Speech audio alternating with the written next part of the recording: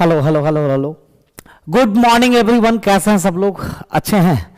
तो मैं गौरव garage, faculty of reasoning, आप सभी के सामने में और आप सभी का स्वागत करता हूं आज के इस सेशन में। और ये जो सेशन है आपका, आपको पता है कि जिसका मैंने वीडियो में जिक्र किया था, 39 सेट की रुक्मिणी की एक बुक आई हुई है, ठीक है, ALP एंड टेक का। उसमें से सारे 39 सेट का आप टेस्ट फ्री में दे सकते हो और डिस्कशन भी फ्री में देख सकते हो। तो आज पहले सेट का डिस्कशन होना है और रीजनिंग के सारे बेहतरीन क्वेश्चंस के साथ मैं गौरव गिराज एक बार फिर से आपके सामने में लाइव। तो चलिए फिर पहले क्वेश्चन की तरफ बढ़ने से पहले मैं वो जिक्र कर दूं कि वो बुक जो है, ये रही वो बुक। या तो बच्चे आप लोगों के पास ये बुक आपके पास नहीं है तो आप परचेज कर लो, और इन सभी सेट का पूरा डिस्कशन फ्री में करवाया जाएगा। टोटल 39 सेट है और इस सेट को आप टेस्ट सीरीज भी दे सकते हैं विदाउट कॉस्ट, आप फ्री में दे सकते हैं। क्लियर? और जो भी बच्चे रीजनिंग का पूरा कोर्स करना चाहते हैं, ठीक है, तो उसके लिए आप जान सकते हैं कि competition view learning academy app पर सबसे बड़ा और महा ऑफर आया हुआ है कि मात्र 99 रुपया में ALP की पूरी रीजनिंग फाउंडेशन पढ़ने का मौका मिलेगा ऑनलाइन। जितने भी बच्चे जुड़ना चाहते हो, और ये सेशन जरूर सबके बीच में शेयर करो, क्योंकि जब कोई भी चीज फ्री में दिया जा रहा है और मात्र 99 रुपए में रीजनिंग, 99 रुपया में मैथ, 99 रुपया में साइंस पढ़ने का मौका, इससे बेहतर मौका आपके पास फिर दोबारा मुश्किल से मिलेगा। तो जितने भी बच्चे हैं सबको शेयर करो, सबको ये जानकारी दो कि कॉम्पिटिशन व्यू लर्निंग एकेडमी हम लोगों के लिए free classes, free test series available कराई है, और साथ ही साथ मात्र 99 रुपया में आप रीजनिंग भी पढ़ सकते हो, मैथ भी पढ़ सकते हो, एकदम चैप्टर वाइज होगा वो, सिलसिलेवार ढंग से। तो आपके सामने पहला क्वेश्चन ये रहा, और लॉजिकल। आपको पता है कि ALP में जब आप एग्जाम देते हो तो लॉजिकल रीजनिंग ज्यादा पूछा जाता है, कम से कम 2 से 3 लॉजिकल रीजनिंग रहता ही रहता है, 3 से 4 नॉन वर्बल रहते ही रहते हैं, और बाकी चीजें। और लॉजिकल रीजनिंग में एकदम आराम से समझना है। रोशन कुमार, एवरीडे लर्न, अंकित कुमार, सारे बच्चों को गुड आफ्टरनून। और सबसे बड़ी बात है कि पढ़ाई एक रिदम की चीज होती है, तो आप कंटिन्यूटी मेंटेन करो, और सेशन अच्छा लगे तो शेयर जरूर करो, लाइक जरूर करो, क्योंकि आपको पता है अपनों से ही ये बनता है, लाइक या शेयर तो अपनों से ही बनता है। ठीक है, तो चलो पहला क्वेश्चन क्या कह रहा है, तो आपको पूछ रहा है, क्या राजू को यात्रा करना पसंद है? सबसे पहला यह जानना जरूरी है कि आखिर किस चैप्टर का क्वेश्चन है। इसको कहते हैं डेटा सफिशिएंसी, पता है ना? डेटा सफिशिएंसी से एक क्वेश्चन लगभग सारे बैच में रहता है, लेकिन ये लॉजिकल डाटा सफिशिएंसी है। Generally data sufficiency blood relation से पूछता है, कोडिंग डिकोडिंग से, रैंकिंग से, डायरेक्शन से, लेकिन ये एक लॉजिकल सेक्शन। सवाल है, यहां पर क्वेश्चन मार्क लगा हुआ है कि क्या राजू को यात्रा करना पसंद है। तो इस प्रश्न का उत्तर देने के लिए आपके पास 2 वाक्य है। किस वाक्य से इस प्रश्न का आप उत्तर दे सकते हो, सिर्फ यही पता करना है आपको। डन? ठीक है, मैंने वो जो नंबर दिया है, आप इस नंबर पर टाइम टेबल एवरीथिंग का बात आपसे हो जाएगी, मैंने इसलिए नंबर दिया हुआ है। ठीक है, तो नंबर पर आप बात करेंगे अंकित कुमार, और बार बार मैं एक ही चीज को रिपीट कर रहा हूं, सारे बच्चे तक पहुंचाने का काम आपका। मैं सारे बच्चे को पर्सनली तो मोटिवेट नहीं कर सकता हूं, बता नहीं सकता हूं इस ऑफर के बारे में, तो ये आपकी जिम्मेदारी बनती है, और इतना हक तो आपसे बनता है कि आपके ग्रुप में जितने भी लोग हैं सबको आप लोग शेयर जरूर करें, वीडियोस को शेयर करिए। ठीक, बाकी सब कुछ तो शेयर करते ही हो। ठीक है, सेल्फी लागे, सेल्फी डाले, डाल दिए, तो ये भी कभी कभी डाल दिया करो, सारे बच्चों का कल्याण हो। तो चलते हैं, और तो पहला कह रहा है, राजू ने भारत के पूर्व, पश्चिम, उत्तर एवं दक्षिण सभी प्रांतों का, किसका? सभी प्रांतों का क्या किया है? दर्शन किया है। अगर मान लीजिए, अगर आप दर्शन के लिए कहीं जाते हो, मतलब कि किसी कार्य से नहीं जाते हो, आप वहां पर देखने वाली चीजों को देखने जाते हो, अनुभव करने जाते हो, फील करने जाते हो, तो पहला तो आंसर कर दिया कि क्या राजू को यात्रा करना पसंद है। तो क्या कहेंगे? हाँ, राजू को यात्रा करना पसंद है। क्योंकि राजू ने भारत के पूर्व, पश्चिम, उत्तर, दक्षिण सभी प्रांतों का दर्शन किया है, इसका मतलब उसको घूमना पसंद है। तो दूसरा कह रहा है, राजू को अपने दोस्तों के साथ रहना बहुत पसंद है। राजू को अपने दोस्तों के साथ रहना पसंद। अच्छा, दोस्तों के साथ रहने से कभी भी ये क्लासिफाई नहीं कर सकते कि उसको घूमना पसंद है। मान लीजिए कि आप लोग मेरे दोस्त हो, मैं आपके साथ ज्यादा समय बिताता हूं, इसका संबंध घूमने से होता है नहीं ना? तो दूसरा क्या कहेंगे आप कि सर दूसरा से तो आंसर नहीं आया, तो क्या कहेंगे कि प्रश्न का उत्तर देने के लिए वाक्य एक केवल पर्याप्त है, परंतु वाक्य दो केवल पर्याप्त नहीं है। तो बताओ जरा आंसर क्या चला जाएगा? Option number D. सबको समझ में आया? कहीं भी कोई भी दिक्कत हो आप क्रॉस क्वेश्चन जरूर करिएगा, ठीक है? Okay, basic science and engineering drawing का बैच, हाँ वो भी बहुत जल्दी स्टार्ट हो जाएगा, ठीक है? बस टाइम टेबल की वीडियो में बनवा करके डलवा दूंगा, बस आप लोग कंटिन्यू रहे। ओके, तो चलिए बढ़ते हैं अगले क्वेश्चन की तरफ। बढ़ूं? बताओ।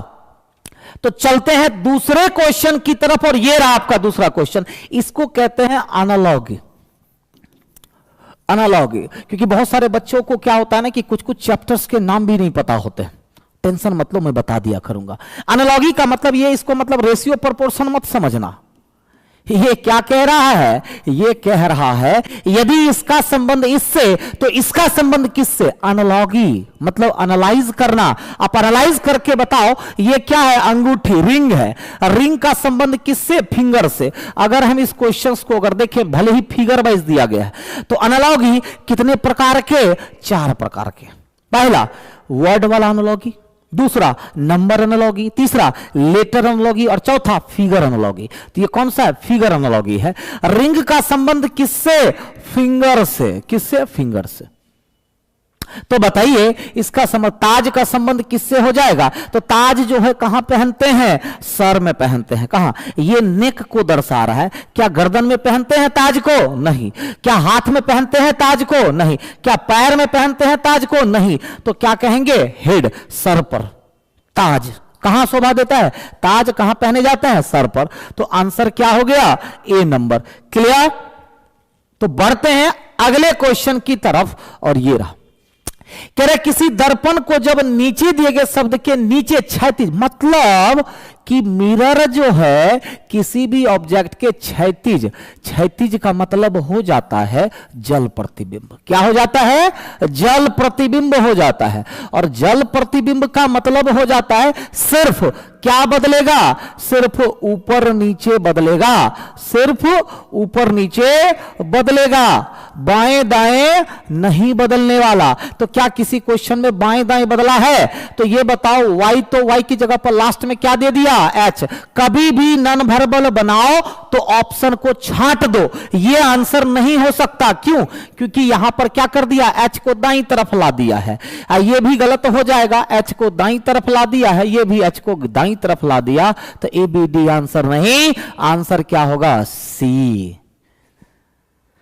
समझ में आई बात? जब किसी ऑब्जेक्ट के नीचे मिरर लगा दो, है ना, नीचे, या ऊपर मिरर लगा दो, तो क्या बदलेगा? सिर्फ ऊपर नीचे बदलेगा। इसका मतलब हम देख करके तो बता दिए।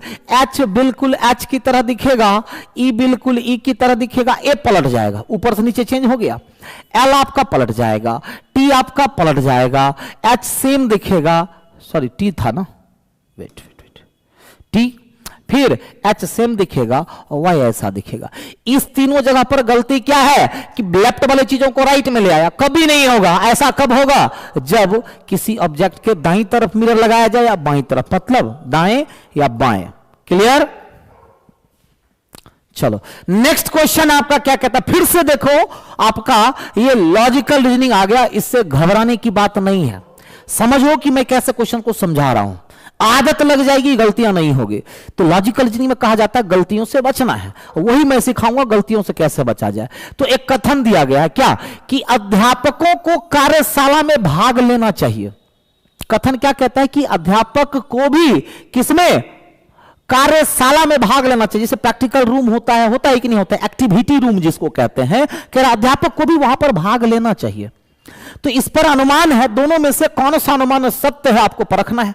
कह रहा कार्यशाला अध्यापकों के ज्ञान को सामयिक बनाता है।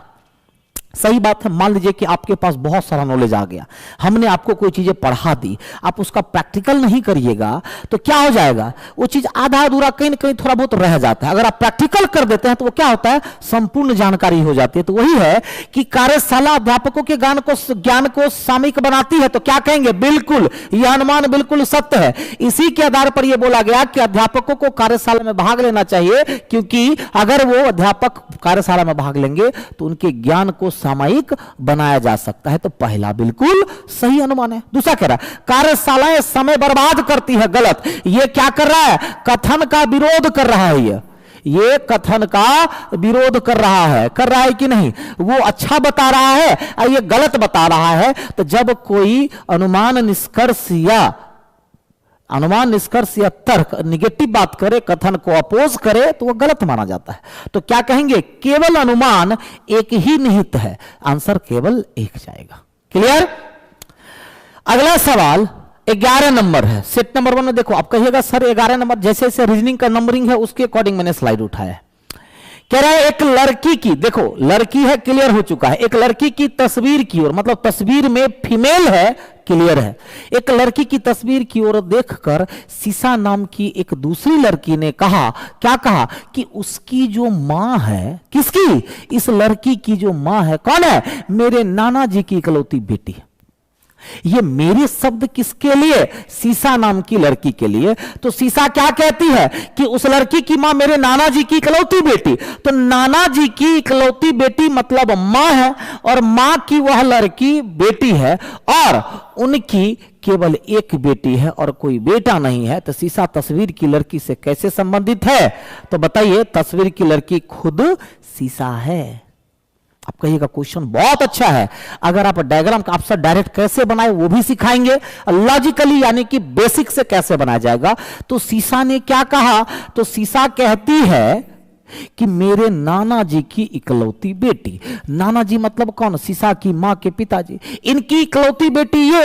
अब ये कौन है, उस लड़की की मां है, उस लड़की की मां है, मतलब सीसा के नाना जी की इकलौती बेटी मतलब सीसा की मां, और उस लड़की की भी मां है। तो दोनों बहन हो सकती है, परंतु एक लाइन ये पढ़ो, और उनकी केवल एक ही बेटी है, मतलब इनकी केवल एक ही बेटी है, मतलब ये तो होगी नहीं, मतलब लड़की खुद कौन हो गई, सीसा हो गई। लड़की खुद कौन हो गई, सीसा हो गई। अब मैं बताता हूं कि डायरेक्ट ये क्वेश्चन कैसे बनेगा। सीसा एक लड़की है, दूसरी लड़की की तस्वीर, जब कोई सीसा अगर किसी लड़की की तस्वीर की तरफ इशारा कर रही है, वह तस्वीर खुद सीसा की भी हो सकती है। मान लो मैं किसी लड़के के तस्वीर की ओर इशारा करूं तो वह तस्वीर का लड़का मैं भी हो सकता हूं या कोई दूसरा। लेकिन अगर मैं किसी लड़के के तस्वीर नहीं, मैं किसी लड़के की ओर इशारा करूंगा तो मेरे अलावा कोई दूसरा लड़का है। तो यहां पर वह लड़की की तस्वीर की ओर इशारा कर रही है, तो सीसा भी हो सकती है इस तस्वीर में या कोई दूसरी भी। आगे क्लियर कर दिया कि सीसा की मां की केवल एक ही बेटी है, तो खुद सीसा होगी, मतलब लड़की वो खुद है, तो तस्वीर की लड़की खुद सीसा है। क्लियर हो गया। आप अगला सवाल, ये साइंस का क्वेश्चन है, मैंने सर को बोल दिया है जब साइंस की डिस्कशन होगी तो आप लोग भी याद दिला दीजिएगा सर को कि सर रीजनिंग में कुछ साइंस के क्वेश्चंस का स्लाइड चला गया, सर उसको भी बता दीजिए, ठीक है। तो साइंस का ये क्वेश्चन आ गया गलती से। अगला देखो, कह रहा हंस तो हंसो, एक होता है हंसना, हंस का मतलब क्या होता है, हंस आका दिया हंसो, मतलब ग्रुप को कहा गया। तो ऐसा बताइए, मौजों और मौजा उल्टा दे दिया, नहीं ये नहीं होगा। कमीजों कमीज तो उल्टा दे दिया, नहीं होगा, उल्टा दे दिया है। जैकेट जैकेट ये तो और भी नहीं होगा। पतलून और पतलूनों ये हो जाएगा कि नहीं हो जाएगा।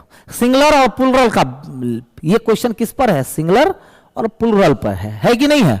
तो बेस्ट ऑप्शन कौन सा जाने वाला है आपका, डी जाने वाला है, बिल्कुल सही। आप लोग अगर आगे आगे आंसर करेंगे तब तो खैर मजा ही आ जाएगा डिस्कशन का, जैसे कि अंकित कर रहे हैं। तो 19 नंबर क्वेश्चन, कथन और दो अनुमान, तीसरा लॉजिकल क्वेश्चन आ गया।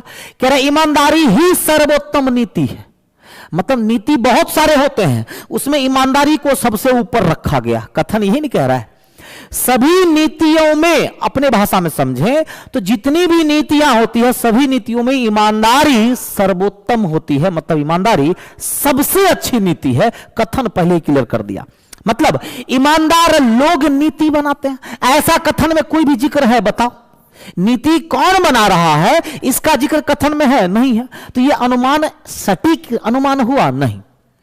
हर नीति में ईमानदारी होनी चाहिए। अब दूसरा सही होगा कि नहीं होगा, अब जरा इस पर विचार करने की जरूरत है। तो दूसरा भी गलत होगा, क्योंकि देखो नीतियां बहुत सारी होती है, उसमें ईमानदारी सबसे अच्छी नीति है। अब हर चीज में ईमानदारी कैसे, नहीं ना। तो दूसरा जो है कथन से हट के बात कर रहा है, तो दोनों में से कोई भी नहीं जाएगा और आंसर क्या करना होगा, ना तो एक ना तो सी के गलत हो गया। अच्छा 16 का डी किए हैं, 19 का पर हम 19 का डी सी के गलत हो गया। ठीक है, अब दोनों ही नीत कर दिए, कैसे भाई, कैसे, नहीं ना। चलो कह रहे यहां पर कौन सा आएगा, है ना, फाइंड द मिसिंग टर्म, यही है ना। आप देखोगे सर्कल हर जगह है, circle circle circle circle circle circle circle, तो यहां पर भी क्या हो जाएगा, सर्कल हो जाएगा। क्या हो जाएगा, सर्कल। अब हम लोग बात करते हैं यहां पर 1 2 3 4, 1 2 3 1 2, मतलब 4 3 2 है। यहां आते हैं तो 3 2 4 है, यहां पर 2 4 है, तो क्या बच गया 3, मतलब 3 चीजें होनी चाहिए, 1 2 3। ऐसा कहां दिख रहा है ए, इसमें 4 हो गया गलत, इसमें 2 हो गया गलत, इसमें 4 हो गया गलत, तो फिगर ए, लेकिन ऑप्शन से सी। फिगर में ए हुआ, ऑप्शन से सी चला जाएगा। बताओ कोई दिक्कत, क्लियर है, वेरी गुड। तो अगले क्वेश्चन की तरफ अगर बढ़ें, ये रहा आपका अगला क्वेश्चन। नीचे दिए गए अनुक्रम में ऐसे कितने प्रतीक हैं, तो आपसे पूछ रहा है ऐसे प्रतीक यानी सिंबल की संख्या बताइए जिनके ठीक पहले कोई संख्या आती हो। तो ऐसे प्रतीक जिनके ठीक पहले संख्या आती है, तो इस प्रतीक को तो आप ले नहीं सकते क्योंकि इस प्रतीक से पहले संख्या है नहीं। इस प्रतीक को आप ले सकते हैं, किसको, 2 और डॉलर को। तो प्रतीक से पहले संख्या 1 मिला, क्या इस प्रतीक को ले सकते हैं आप, नहीं। इस प्रतीक को ले सकते हैं, नहीं। इस प्रतीक को ले सकते हैं, नहीं। इस प्रतीक को ले सकते नहीं, तो मात्र 1 मिला। कितने मिले, ऐसे प्रतीक केवल 1 मिला जिसके पहले क्या आती हो, संख्या। तो क्या प्लस के पहले संख्या आ रही है, नहीं। डॉलर के पहले संख्या है, क्या हैच के पहले संख्या है, नहीं। क्या क्वेश्चन मार्क के पहले संख्या है, नहीं। स्टार के पहले संख्या है, नहीं। एट द रेट के पहले संख्या है, नहीं। तो ऐसा कितने मिले, केवल 1 मिला। कोई दिक्कत, clear, very good. Next question, फिर देखो लॉजिकल। तो सवाल है, यह भी डाटा सफिशिएंसी का सवाल है कि कंपनी एबीसी की बिक्री कैसी रही। आपसे क्वेश्चन पूछा गया कि कंपनी का नाम क्या है, एबीसी, उसकी सेलिंग कैसी रही, आपसे सवाल पूछा गया। तो पहला कह रहा है कंपनी एबीसी ने 75,000 साबुन 70 रुपया प्रति नग के हिसाब से बेचे। मान लो हमने पूछा कि आप एक टी शर्ट बनाने वाली कंपनी है और आपने कितनी बेची, कितनी बेची। तो बताइए कि पूछ रहा है, यहां पर कह रहा है कंपनी एबीसी ने 75,000 साबुन कितना, 70 रुपया प्रति नग के हिसाब से बेचे, 70 रुपया। तो इससे बताइए, पता चल गया ना कि उसकी बिक्री कैसी, अच्छा बिक्री कैसी रही, सॉरी बिक्री कैसी रही ये हम देखेंगे पहले दोनों को। उत्पादन के क्षेत्र में, उत्पादन के क्षेत्र में एबीसी के पास कोई दूसरा उत्पाद नहीं है। अब इसके लिए बताइए कि कौन सा ऑप्शन सुटेबल होगा। तो पहला से तो बताइए उसकी बिक्री कैसी रही, पता चल गया क्योंकि एबीसी ने 75,000 साबुन बेचा 70 रुपए प्रति नग के साथ। तो 75,000 साबुन कोई छोटा मोटा अमाउंट तो है नहीं, आपको भी पता है। दूसरा, उत्पादन के क्षेत्र में एबीसी के पास कोई दूसरा उत्पाद नहीं है। मतलब दोनों का दोनों जवाब देने के लिए, मतलब कथन 1 और कथन 2 दोनों ही उचित जवाब देने के लिए पर्याप्त है। समझ में आई बात? क्योंकि देखो 75,000 उसके पास और कोई उत्पाद ही नहीं है और वो 75,000 साबुन 70 रुपया प्रति नग के हिसाब से बेचे, तो उसकी बिक्री का पता चल गया कि नहीं, उसकी बिक्री का अंदाजा चल गया कि नहीं चल गया, चल गया। और वो दूसरा कोई उत्पाद वो बनाता नहीं है, सिर्फ साबुन बनाता है, तो उसकी सेलिंग। मान लो कि आप अगर 3 प्रोडक्ट बनाते हो, टी शर्ट भी बनाते हो, जीन्स भी बनाते हो और शर्ट भी बनाते हो, अगर सिर्फ टी शर्ट का डाटा रहता तो आपकी सेलिंग का अंदाजा नहीं लग पाता कि आपकी कंपनी की सेलिंग क्या है। लेकिन अगर दूसरा लाइन बोल दे जाए कि आप सिर्फ टी शर्ट बनाते हो और टी शर्ट कितना बेचे पता चल गया, तब तो पता चल गया ना। आप क्वेश्चन को समझ गए? कंपनी अगर 3 प्रोडक्ट बनाती तो यहां केवल एक का ही इंफॉर्मेशन है, केवल साबुन का, लेकिन दूसरा में कह दिया कि उसके पास और दूसरा कोई उत्पाद नहीं है। इसका मतलब दोनों मिलकर के उचित है। प्रश्न का उत्तर देने के लिए ऑप्शन क्या चला जाएगा? डी। क्लियर? अगला, इसको कहते हैं सिलोजिज्म। इसको क्या कहते हैं? सिलोजिज्म। कह रहा कुछ फल सब्जियां हैं। डायग्राम बनाएंगे तो कितना फल सब्जी? तो मात्र कुछ फल सब्जी है। डायग्राम बन गया, एफ से फल, एस से सब्जी। अब फिर कह रहा है कुछ सब्जियां खाद्य नहीं है, तो इसका डायग्राम ऐसा बनता है, कुछ सब्जियां खाद्य नहीं है, तो इसको सेट कर दीजिए, क्योंकि निगेटिव बात कर रहा है वो, पॉजिटिव नहीं। तो इस चीजों को क्या कहा जाता है? डाउटफुल कहा जाता है। क्या कहा जाता है? डाउटफुल। क्योंकि आपका जो स्टेटमेंट है निगेटिव है ना, तो अगर हम ये कर दिए, इसका मतलब ये चीजों को हमने कंफर्म नहीं किया, हमने निगेटिव दिखाया कि कुछ खाद्य है, यानी कुछ सब्जी खाद्य नहीं है। इस पर पहला क्या कहता है कि कुछ फल खाद्य नहीं है, तो कुछ फल खाद्य नहीं है हम कंफर्म नहीं बता सकते। हो सकता है कि कुछ फल खाद्य नहीं हो, यह भी पॉसिबल है, कुछ फल खाद्य है, ये भी पॉसिबल है। फिर कह रहा कुछ सब्जियां फल है, ये सही होगा कि कुछ सब्जियां क्या है? फल है। तो आप आंसर क्या करेंगे? केवल निष्कर्ष 2 सही है, आंसर बी हो जाएगा। क्या हो जाएगा? तो बी हो जाएगा। कोई दिक्कत नहीं ना? आगे बढ़े, ये है आपका अगला सवाल। आपका लॉजिकल रीजनिंग है। कह रहा महानगरों की जनसंख्या अत्यधिक बढ़ रही है। क्या है? अत्यधिक बढ़ रही है, मतलब जरूरत से ज्यादा बढ़ रही है, यानी कि ज्यादा से ज्यादा बढ़ रही है। तो महानगर किसकी? महानगर की जनसंख्या अत्यधिक बढ़ रही है, जिससे क्या हो गया कि जिससे रहने लायक स्थान की कमी तथा लोगों के जीवन स्तर में गिरावट आ रही है। मान लो जैसे पटना है, पटना की अपनी एक कैपेसिटी है ना, उसमें अगर ज्यादा से ज्यादा लोगों की जनसंख्या बढ़ेगी तो क्या सब दिक्कतें आएंगी? तो क्या सब दिक्कतें आएंगी? रहने लायक स्थान की कमी होगी। देख रहे कैसे सटा सटा करके बिल्डिंग बना, कमी है तभी तो। और दूसरा, जीवन स्तर में भी गिरावट आ रही है कि नहीं आ रही है? तो इस पर कह रहा है क्या निष्कर्ष होना चाहिए? पहला, सरकार को, ये सबसे पहला तो यहां निष्कर्ष से बेहतर होता कि यहां कार्यवाही होना चाहिए। क्या होना चाहिए? कार्यवाही, course of action best question होता, क्योंकि यहां पर किसी न किसी एक समस्या की बातें हो रही है। कथन में जब समस्या की बातें हो रही हो और यहां निदान की बातें हो रही हो, तो वो क्वेश्चन किसका होना चाहिए? Statement and course of action. तो महानगरों की जनसंख्या अत्यधिक बढ़ रही है, समस्या है, जिससे रहने लायक स्थान की कमी भी हो गई और लोगों के जीवन स्तर में गिरावट आ रही है। इस पर कौन सी कार्यवाही उचित है दोनों में से? तो पहला कह रहा है सरकार को शहर विकास की पुनर्योजना बनानी चाहिए। तो पहला कोर्स ऑफ एक्शन क्या माना जाएगा? वैलिड। अगर सरकार क्या करे? शहर के डेवलपमेंट का एक योजना बनानी चाहिए। तो योजना बनाने से हो सकता है कि समस्या को कम किया जा सके, यानी कहीं ना कहीं अगर इस पर अमल किया जाए, सोच करके देखो, अगर इस पर अमल किया जाए तो इस समस्या को खत्म नहीं तो कम से कम तो किया जा सकता है ना। जब किसी समस्या को आप कम कर रहे हो, स्थिति में इंप्रूवमेंट ला रहे हो या समस्या का निदान कर रहे हो, तो उस कोर्स ऑफ एक्शन को क्या माना जाता है? वैलिड, यानी उचित कार्यवाही है। दूसरा, सरकार को अवैध इमारतों को गिरा देना चाहिए और लोगों के लिए छोटे मकान बनाने चाहिए। अब बताओ, सरकार लोगों के लिए छोटे मकान क्यों बनाएगी? यह काम सरकार का तो नहीं है ना। यह काम बताओ सरकार का है कि नहीं है? तो सरकार का काम बिल्कुल भी ये नहीं है। तो आंसर क्या होगा? केवल एक उचित है और ऑप्शन से सी। यह सरकार का काम है कि आपके लिए घर बना करके दे? नहीं ना। सरकार ये कर सकती है, एरिया को डेवलप कर सकती है, बढ़ा सकती है। कैसे? मान लो कि पटना पर बहुत ज्यादा लोड आया, तो क्या किया गया? एयरपोर्ट को शिफ्ट किया गया, बस स्टैंड को शिफ्ट किया गया, तो क्या हुआ? पटना का एरिया बढ़ गया।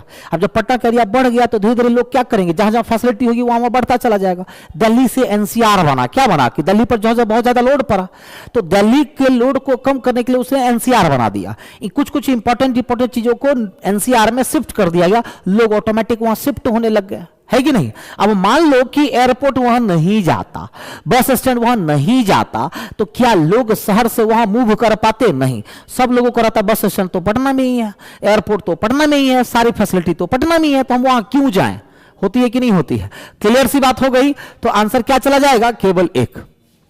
अगला, ये आपका मैथ का सवाल हो गया, ठीक है, ठीक है, गलती से रीजनिंग में आ गया क्योंकि डाटा सफिशिएंसी का है और डेटा सफिशिएंसी रीजनिंग में भी आता है और मैथ में भी आता है। ये मैथ का सवाल है। क्या x-5 सम संख्या है? x एक वास्तविक संख्या है, ठीक है। वैसे ये सब सवाल आपसे भी बन जाएगा, बहुत छोटा सवाल है, ठीक है। अगला ये देखो क्या किया, एस टी, फिर टी से ही स्टार्ट हुआ टी यू, फिर यू से स्टार्ट हुआ यू भी, फिर भी डब्ल्यू। तो अगला क्या होगा, डब्ल्यू और एक्स होगा कि नहीं होगा? Option number C. ये तो बहुत आसान क्वेश्चन था, नहीं? कभी कभी एग्जाम में एक्सपेक्टेशन से भी नीचे का क्वेश्चन आता। ये बताओ, इसको कहते हैं सिमिलरिटीज ढूंढना, सिमिलरिटीज एंड डिफरेंसेस। तो यहां पर इन तीनों के बीच का सिमिलरिटीज ढूंढो। इस तीनों के बीच में क्या समानता दिख रही है आपको? यानी कि ये तीनों चीजें एक साथ कहां देखा जाता है? क्या पुस्तकों में देखा जाता है? तो क्या यह उचित जवाब हुआ? नहीं। उत्सव में, हां, जब किसी चीज का उत्सव होता है तो वहां क्या हो जाता है, मेडल दिया जाता है, प्राइजेस दिए जाते हैं, और ये वहां के कर्मचारियों को, वॉलंटियर्स को शो करने के लिए दिया जाता है ना। और भीड़ भी होती है वहां, तो बेस्ट ऑप्शन क्या चला जाएगा, उत्सव। बताइए, मुलाकात तो होगा नहीं। शादी में बताओ, शादी में कभी भी देखो इस तरह से प्राइज मिलते हुए देखे हो कभी शादी में? हाँ, भीड़ जरूर शादी में होती है, लेकिन वहां प्राइज मिलते देखे हैं, ये मिलते देखे हैं? नहीं। तो बेस्ट आंसर सेलिब्रेशन हो जाएगा। क्लियर? चलो, वेरी गुड। अब इस तीनों में भी समानता ढूंढना है, सिमिलरिटीज ढूंढनी है। ये क्या है, लैपटॉप या कंप्यूटर? ये क्या हो गया, मोबाइल हो गया। ये हो गया कॉम्पैक्ट डिस्क, सीडी जिसको कहते हैं। और ये क्या हो गया, कैमरा। ये तीनों किससे संबंधित है, पिक्चर से या टेक्नोलॉजी से या संस्कृति यानी कल्चर से या फाइन आर्ट से? तो बेस्ट ऑप्शन क्या जाएगा, टेक्नोलॉजी में इन सभी का प्रयोग किया जाता है। किया जाता है कि नहीं? टेक्नोलॉजी में इन सभी का प्रयोग किया जाता है, तो बेस्ट ऑप्शन जो आपका जाएगा, बी नंबर जाएगा। क्लियर? आज भर के लिए टाइमिंग जो दी गई है 12 बजे से है। कल से आपका लाइव जो होगा 11 बजे से हो जाएगा, मतलब 11:10 के आसपास में मैं लाइव हो जाऊंगा, ठीक है। 11 बजे से टाइमिंग होगी, 10 मिनट, मैं 11:10 या हार्डली 11:15 तक मैं आपके सामने में लाइव हो जाया करूंगा। रेडी, डेली आप शेड्यूल देखते रहिएगा। फिर देखिए, कथन और पूर्व धारणा। पूर्व धारणा का मतलब क्या होता है? मतलब ऐसी चीजें जो अगर कोई कथन कहा गया तो कथन में जो छिपा हुआ पार्ट होता है उसको क्या कहा जाता है, पूर्व धारणा। सॉलिड एजम्पशन ये हुआ कि कथन में क्या चीजें हिडन है, उसको पूर्व धारणा कहते हैं। या फिर आप दूसरे लैंग्वेज में कह सकते हैं, कोई भी बात बोलने से ठीक पहले उस व्यक्ति के मन में कौन सी धारणा आई कि वह ये लाइन बोला। तो कह रहा है अपार्टमेंट एसोसिएशन द्वारा शुरू किया गया, मतलब अपार्टमेंट एसोसिएशन ने एक शुरू किया, क्या शुरू किया, स्वच्छ भारत। अपने शहर को साफ रखें अभियान को उसके निवासियों से ज्यादा प्रतिक्रिया नहीं मिल पाई। मतलब अपार्टमेंट का एक एसोसिएशन होता है, जैसे बड़ा बड़ा अपार्टमेंट होता है वहां एक एसोसिएशन बना दिया जाता है 5-7 लोग, जैसे पंच कैसे होता है हम लोग के गांव में, उसी तरह से अपार्टमेंट एसोसिएशन का एक ग्रुप होता है। उन्होंने एक एक योजना शुरू की, योजना का नाम उसने रखा स्वच्छ भारत। अपने शहर को साफ रखें, एक स्लोगन दिया, क्या कि स्वच्छ भारत और अपने शहर को साफ रखें। जब उसने शुरू किया, किसने, अपार्टमेंट एसोसिएशन ने, तो अभियान को उसके निवासी, मतलब उसके जो निवासी होते द्वारा कोई प्रतिक्रिया नहीं मिल पाई। आखिर किया तो वो अच्छा काम, लेकिन लोगों ने उस पर कोई प्रतिक्रिया नहीं दी, मतलब साथ नहीं दिया, फॉलो नहीं किया। इस पर दो पूर्व धारणा। पहला, स्थानीय निवासी अपने अपार्टमेंट को साफ नहीं रखना चाहते तो गलत। कोई भी व्यक्ति ऐसा चाहता है कि हम आसपास में क्या करें, कचरा जमा करके रखें। आप ही कहीं रहते हो, आप चाहते हैं कि आसपास कचरा जमा करें, नहीं ना। दूसरा, एसोसिएशन अभियान में असफल रही तो दूसरा सही हो गया। एसोसिएशन अभियान में सब जरूर कुछ ना कुछ कमी रह गई होगी, दो कि लोगों के द्वारा प्रतिक्रिया नहीं मिल पाया, तो केवल और केवल पूर्व धारणा 2 ऑप्शन से डी चला जाएगा। इसका बेस्ट ऑप्शन जो जाएगा डी नंबर। क्लियर है? आगे बढ़ूं? बताओ, लॉजिकल इतना भी हार्ड है जी? समझ में आ रहा है ना अच्छे से? हाँ, अगला सवाल, इनमें से कौन सा, ये भी साइंस का क्वेश्चन है। मैंने सर को बता दिया कि ये सब क्वेश्चन 3 क्वेश्चन है साइंस के इस सेट में, तो ये दूसरा क्वेश्चन है, सर आपको बता देंगे, ठीक है। अगला देखो, इसको कहते हैं डीआई, डेटा इंटरप्रिटेशन। क्या कहते हैं इसको, डेटा इंटरप्रिटेशन, ठीक है। दिए गए वेन आरेख के अनुसार कौन सा नंबर लड़के जो एथलीट में भाग लेते हैं और क्रिकेट भी खेलते हैं, मतलब तीनों, मतलब बॉयज होना चाहिए, एथलीट में भाग होना चाहिए और क्रिकेटर होना चाहिए। तो बताइए बॉयज का मतलब क्या हो गया, ये बॉयज हो गया, इसमें होना चाहिए, उसके बाद ट्रायंगल में होना चाहिए और उसके बाद एथलीट्स होना चाहिए। तो तीनों में कॉमन कौन सी संख्या दिखाई दे रही है, तीन। ये तीन लोग बॉयज भी है, एथलीट्स भी है और क्रिकेट भी खेलता है। तो ऐसे लोगों की संख्या कितनी बताई जा रही है डायग्राम के अनुसार, तो 3 बताई जा रही है। Very good, clear. अगला सवाल, उस आकृति का चयन कर जो निम्नलिखित समूह से संबंधित नहीं है, मतलब डिफरेंट ढूंढना है। डिफरेंट ढूंढने का मतलब क्या हो गया, डिफरेंट ढूंढने का मतलब हो गया क्लासिफिकेशन। क्लासिफिकेशन को क्या कहते हैं, तो क्लासिफिकेशन को हम लोग कहते हैं ऑड मैन आउट। क्या कहते हैं, ऑड मैन आउट कहते हैं कि नहीं कहते हैं। डन। अब देखो बाहर में जो है इसमें कितनी भुजाएं, 5, और अंदर में जो है कितने, 6 है, मतलब 5 6। इसमें देखो 4 3, इसमें 3 4, इसमें 4 5। इसमें क्या हो रहा है, बढ़ रहा है, इसमें क्या हो रहा है, घट रहा है। क्या हो रहा है, घट रहा है। इसमें 5 से 6 हुआ, इसमें 4 से 3 हुआ, घट रहा है ना। इसमें 3 से 4 हुआ, 4 से 5 हुआ, क्या हुआ, तो 4 से 5 हुआ। तो बताओ इसमें घट रहा है, बाकी में नहीं। तो फिगर में बी हुआ ऑप्शन, लेकिन क्या जाएगा, C. Figure B option C. अगला सवाल, सुबह एक्स और वाई एक पार्क में एक दूसरे की तरफ मुख करके, एक्स और वाई एक दूसरे की तरफ मुख करके एक दूसरे की ओर चल रहे हैं। जब वे एक दूसरे से मिलते हैं तो वाई की छाया सीधे एक्स के सामने पड़ती है। अब वाई की छाया कहां पर रही है, एक्स के सीधे सामने पड़ रही है। तो बताओ समय कब का, सुबह, और छाया कहां पर रहा है, सीधे एक्स के सामने। तो बताइए कि एक्स के सामने मतलब इधर छाया बन रही है, कब, सुबह में। और सुबह में छाया किधर बनती है, पश्चिम में। मतलब एक्स पश्चिम देख रहा है तो वाई किधर देखेगा, पूरब की तरफ देखेगा। देखेगा कि नहीं, तो सवाल है एक्स किस दिशा में मुंह करके खड़ा है, तो पश्चिम दिशा में मुंह करके खड़ा है। बड़े आराम से बन गया, एक्स किधर, तो पश्चिम दिशा में मुंह करके खड़ा है। क्लियर, ऐसे ही बन गया डायरेक्ट। चलिए नेक्स्ट क्वेश्चन क्या कहता है वो देखो। दिए गए विकल्पों से निम्न चित्र के घुमाए गए रूप का चयन करें। अगर इसको हम घुमा दें तो ध्यान दीजिएगा, सबसे पहले तो ये ढूंढने की कोशिश करो और ये ढूंढने की कोशिश करो, लेकिन सावधान, ये सीधा लाइन होना चाहिए। अब बताओ इसमें तो दिख गया, इसमें भी दिख गया, इसमें नहीं दिखा कि दिखा, हां दिखा, दिखा, देख लो सीधा एक लाइन दिखा, इसमें भी दिखा, दिखा। उसके बाद जरा ध्यान दो, ये एक लाइन इस पर ऐसे, एक लाइन ऐसे, अपोजिट हुआ कि नहीं। अब बताओ इसकी वजह से एक कैंसिल। अब ये एक लाइन इस पर इधर, ये एक लाइन इस पर इधर आ तो गया, लेकिन ये लाइन फालतू है कि नहीं, तो बी नहीं होगा। अब इसमें बताओ एक लाइन इधर है, एक लाइन इधर है, लेकिन बताओ कि ये वाली लाइन फालतू है कि नहीं, सी भी नहीं होगा, तो पक्का क्या हो जाएगा, डी। देख लो इसमें कोई भी फालतू लाइन दिया हुआ, तो फिगर डी हुआ ऑप्शन, तो लेकिन ए हुआ कि नहीं हुआ है, फिगर डी ऑप्शन ए।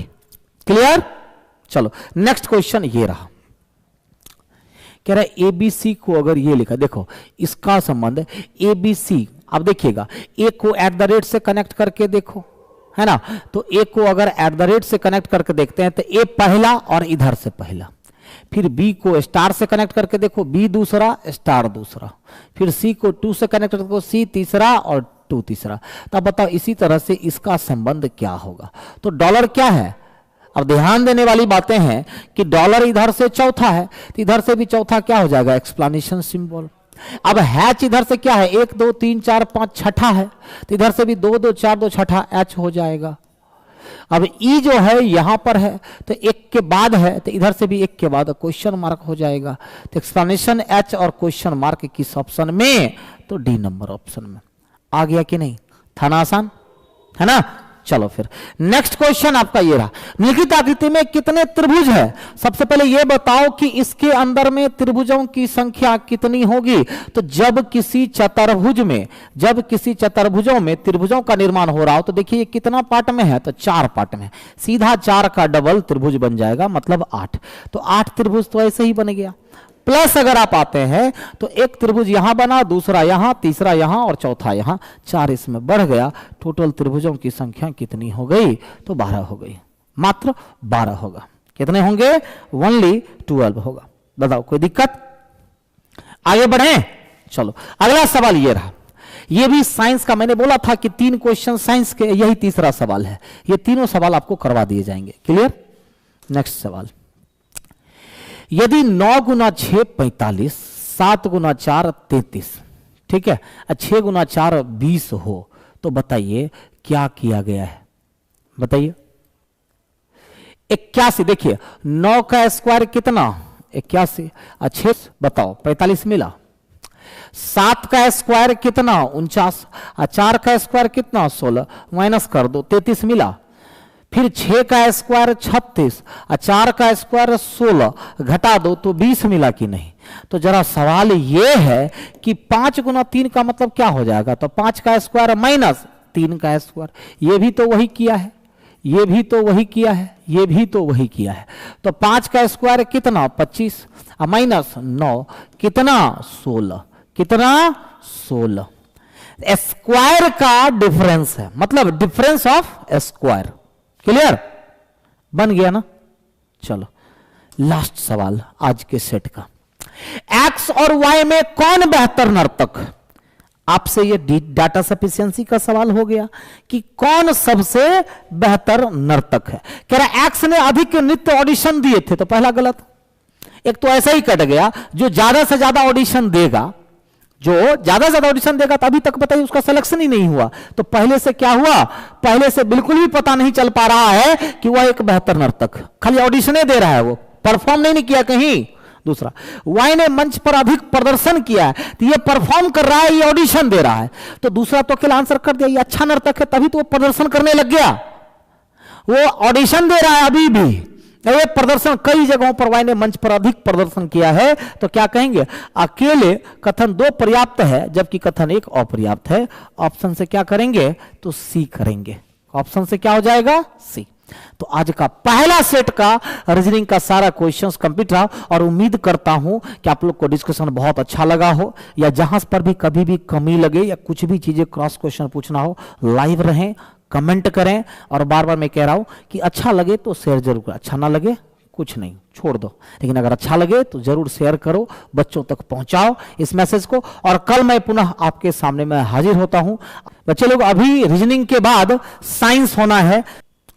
देखिए बच्चे लोग, स्वागत है आप सबों का।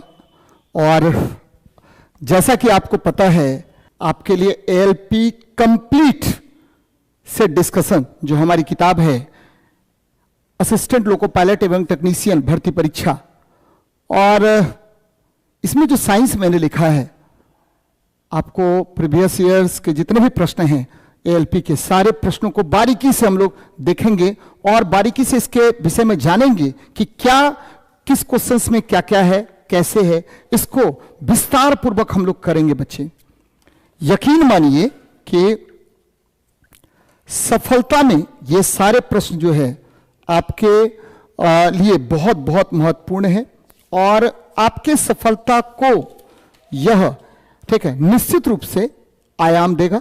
चलिए देखते हैं पहला क्वेश्चन। ये देखिए, मतलब इसमें रीजनिंग में एक क्वेश्चन डाल दिया गया है, तो उसको हम लोग देख रहे हैं। क्या कह रहा है कि सर्च लाइट का परावर्तक कौन सा है? बच्चे, प्रकाश को एक रेखा में ला देने का काम कौन सा दर्पण करता है?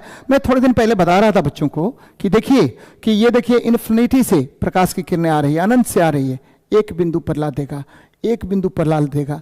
मान लीजिए ये रोड है बच्चे, तो रोड क्या होगा, सीधे आपको दिखाई देगा अच्छे तरीके से। तो प्रकाश की किरणों को आपको एक सीधी रेखा में ला देने का काम, एक बिंदु पर ला देने का काम कौन करता है, तो अवतल दर्पण करता है। तो अवतल दर्पण का उपयोग हम लोग करेंगे, एकदम ध्यान में रखिएगा बच्चे मेरे, ठीक है।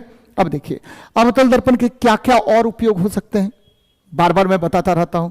सेविंग मिरर में, एकदम ध्यान में रखिएगा बच्चे, सेविंग मिरर में अवतल दर्पण का प्रयोग करेंगे। सर्च लाइट में अवतल दर्पण का प्रयोग करेंगे, ठीक है बच्चे। फिर टॉर्च लाइट में अवतल दर्पण का प्रयोग करेंगे। सेविंग मिरर तो मैंने बता ही दिया, डॉक्टर्स मिरर में अवतल दर्पण का प्रयोग हम लोग करते हैं। सोलर कुकर में अवतल दर्पण का प्रयोग करते हैं, एकदम ध्यान में रखिएगा। अब देखिए, अब क्या बात कर रहे हैं बेटा, ये देखिए समतल दर्पण। तो मैं बार बार आपको बताता हूं कि देखिए समतल दर्पण के 3 मुख्य उपयोग। चेहरा देखने में, एकदम याद रखिएगा, चेहरा देखने में यूज करेंगे। दूसरा आपको कैलिडोस्कोप में, बच्चे कैलिडोस्कोप, आपके दिमाग में चल रहा होगा कि सर ये कैलिडोस्कोप क्या है। तो बच्चे ये जो कैलिडोस्कोप है, यह एकदम याद रखना है कि यह जो है आपको एक ही चित्र को, ठीक है, बहुत सारे चित्र, ठीक है, एक ही चित्र है उसको आपको रंगीन अनेक प्रकार के चित्रों को देखने में इसका उपयोग करते हैं। अब देखिए एक और आ गया पेरिस्कोप। बच्चे पेरिस्कोप में भी इसका यूज करते हैं। पेरिस्कोप क्या होता है, तो बच्चे इसमें 2 समतल दर्पण होते हैं और ठीक है इसका उपयोग हम लोग करते हैं, ठीक है, आपको पनडुब्बी से सतह पर देखने में, बंकर से सतह पर देखने में यूज करते हैं, एकदम याद रखिएगा बच्चे, ठीक है। उत्तल दर्पण, बच्चे उत्तल दर्पण का बहुत सारा यूजेस होता है, ठीक है। आप कभी कभी जाते होंगे एटीएम पर पैसा निकालने के लिए, तो देखते होंगे कि एटीएम मशीन के ऊपर लगा होता है एक दर्पण, जो पीछे की ओर जो भी आपका कोई एटीएम का पिन तो देख तो नहीं रहा है, यानी सर्विलेंस मिरर में, याद रखिए बच्चे मैं वर्ड यूज कर रहा हूं, सर्विलेंस मिरर में किस दर्पण का यूज करेंगे, तो एकदम ध्यान में रखिएगा उत्तल दर्पण का यूज सर्विलेंस मिरर में किया जाता है बच्चे, ठीक है। आपको रियर व्यू में, फील्ड व्यू में, यानी स्ट्रीट लैंप में किसका यूज होगा, तो स्ट्रीट लैंप में उत्तल दर्पण का यूज करते हैं। साइड मिरर में, गाड़ी के साइड मिरर में उत्तल दर्पण का यूज होता है, तो एकदम ध्यान में रखिएगा। थोड़ा सा और इसको एलैबोरेट करते हैं बच्चे, यहां देखिए इलेबरेट करते हैं। उत्तल दर्पण की फोकस दूरी क्या होगी, एकदम ध्यान में रखिएगा, बार बार मैं बताता रहा तो पॉजिटिव, एकदम याद रखिए बेटा, ठीक है। आपको अवतल दर्पण की फोकस दूरी क्या होगी, तो बच्चे ये हमेशा नेगेटिव होगा। बच्चे समतल दर्पण का फोकस दूरी क्या होगा, तो ये इनफिनाइट होगा, अनंत होगा, एकदम याद रखिएगा। समतल दर्पण की फोकस दूरी कितनी, तो अनंत होती है। तो ये बातें याद रखिए बच्चे, मैं बार बार बोल रहा हूं कि ठीक है अगले 20-25 मिनट जो हम लोग डिस्कशन करेंगे या 30 मिनट डिस्कशन करेंगे, यकीन मानिए इससे आपको मैक्सिमम प्रश्न ठीक है आपके हल हो जाएंगे, ध्यान में रखना है, बार बार मैं बता रहा हूं आपको। चलिए फिर देखते हैं और साइंस कहां पर भाई, ठीक है, और साइंस कहां पर है, क्योंकि सर बोले हैं कि साइंस देखने के लिए, तो ये ध्यान दीजिएगा जरा। इनमें से कौन ठीक है सेप्रोट्रॉप है, अरे अच्छा क्वेश्चन बच्चे, सेप्रोट्रॉप है बच्चे, सेप्रोट्रॉप है, ध्यान दीजिएगा जरा बच्चे, मेरी बात पर एकदम ध्यान में रखिएगा कि जब भी हम लोग बात करते हैं किस पर, तो ठीक है सेप्रोट्रॉप वगैरह पर बात करते हैं, तो यकीन मानिए ठीक है इस तरह के प्रश्न आपसे रेगुलर पूछेगा। और जब भी सेप्रोट्रॉप की बात करते हैं, ये है क्या बच्चे, तो ये है आपको, यहां देखिए पिजन, पक्षी है भाई, सब बच्चों को पता होगा ये पक्षी है, ठीक है। और बच्चे इसमें कितने चैम्बर हार्ट में होंगे, याद रखिए उड़ने वाले जीव जितने भी होते हैं सभी में, या पक्षी में, स्तनधारी में 4 हार्ट में चैम्बर होते हैं। और पक्षियों की हड्डियां क्या होगा बच्चे, खोखला होता है, उड़ने में सहायक होगा, एकदम याद रखना बच्चे, ठीक है। अब वर्ड जो सेप्रोट्रॉप है इसका मतलब क्या होता है, जरा इस पर बात कर लेते हैं। सेप्रोट्रॉप बोलिए, ठीक है बच्चे, सेप्रोट्रॉप्स बोलिए, या बच्चे इसको बोलते हैं क्या, केमोट्रॉप्स भी बोल सकते हैं, केमोट्रॉप्स भी बोल सकते हैं। और आपको देखिए वर्ड केवल समझ में आ जाएगा तो इसका आंसर आपको समझ में आ जाएगा बच्चे। ये क्या है, तो ये है डिकम्पोजर्स, डिकम्पोजर्स यानी जो क्या होगा ठीक है आपको जो अपघटक पर निर्भर करता है। तो बच्चे शैवाल स्वपोषी होता है, ध्यान में रखिएगा, शैवाल स्वपोषी होगा, ठीक है। पुरुष बच्चे ये परजीवी एक तरह से कहिए आपको प्लांट पर निर्भर करता है, लेकिन केमोट्रॉप से नहीं होगा, अपघटक नहीं होता बच्चे, याद रखिए। कुकुरमुत्ता, मशरूम जो है कुकुरमुत्ता है, और यह कवक है, क्या है, कवक है, याद रखना बच्चे, कवक है। अब यहां पर 2 वर्ड और आपको जाननी चाहिए, कवक होगा क्या, परजीवी, कवक होगा मृतोपजीवी, कवक होगा केमोट्रोपिक्स, या सेप्रोट्रॉप होगा।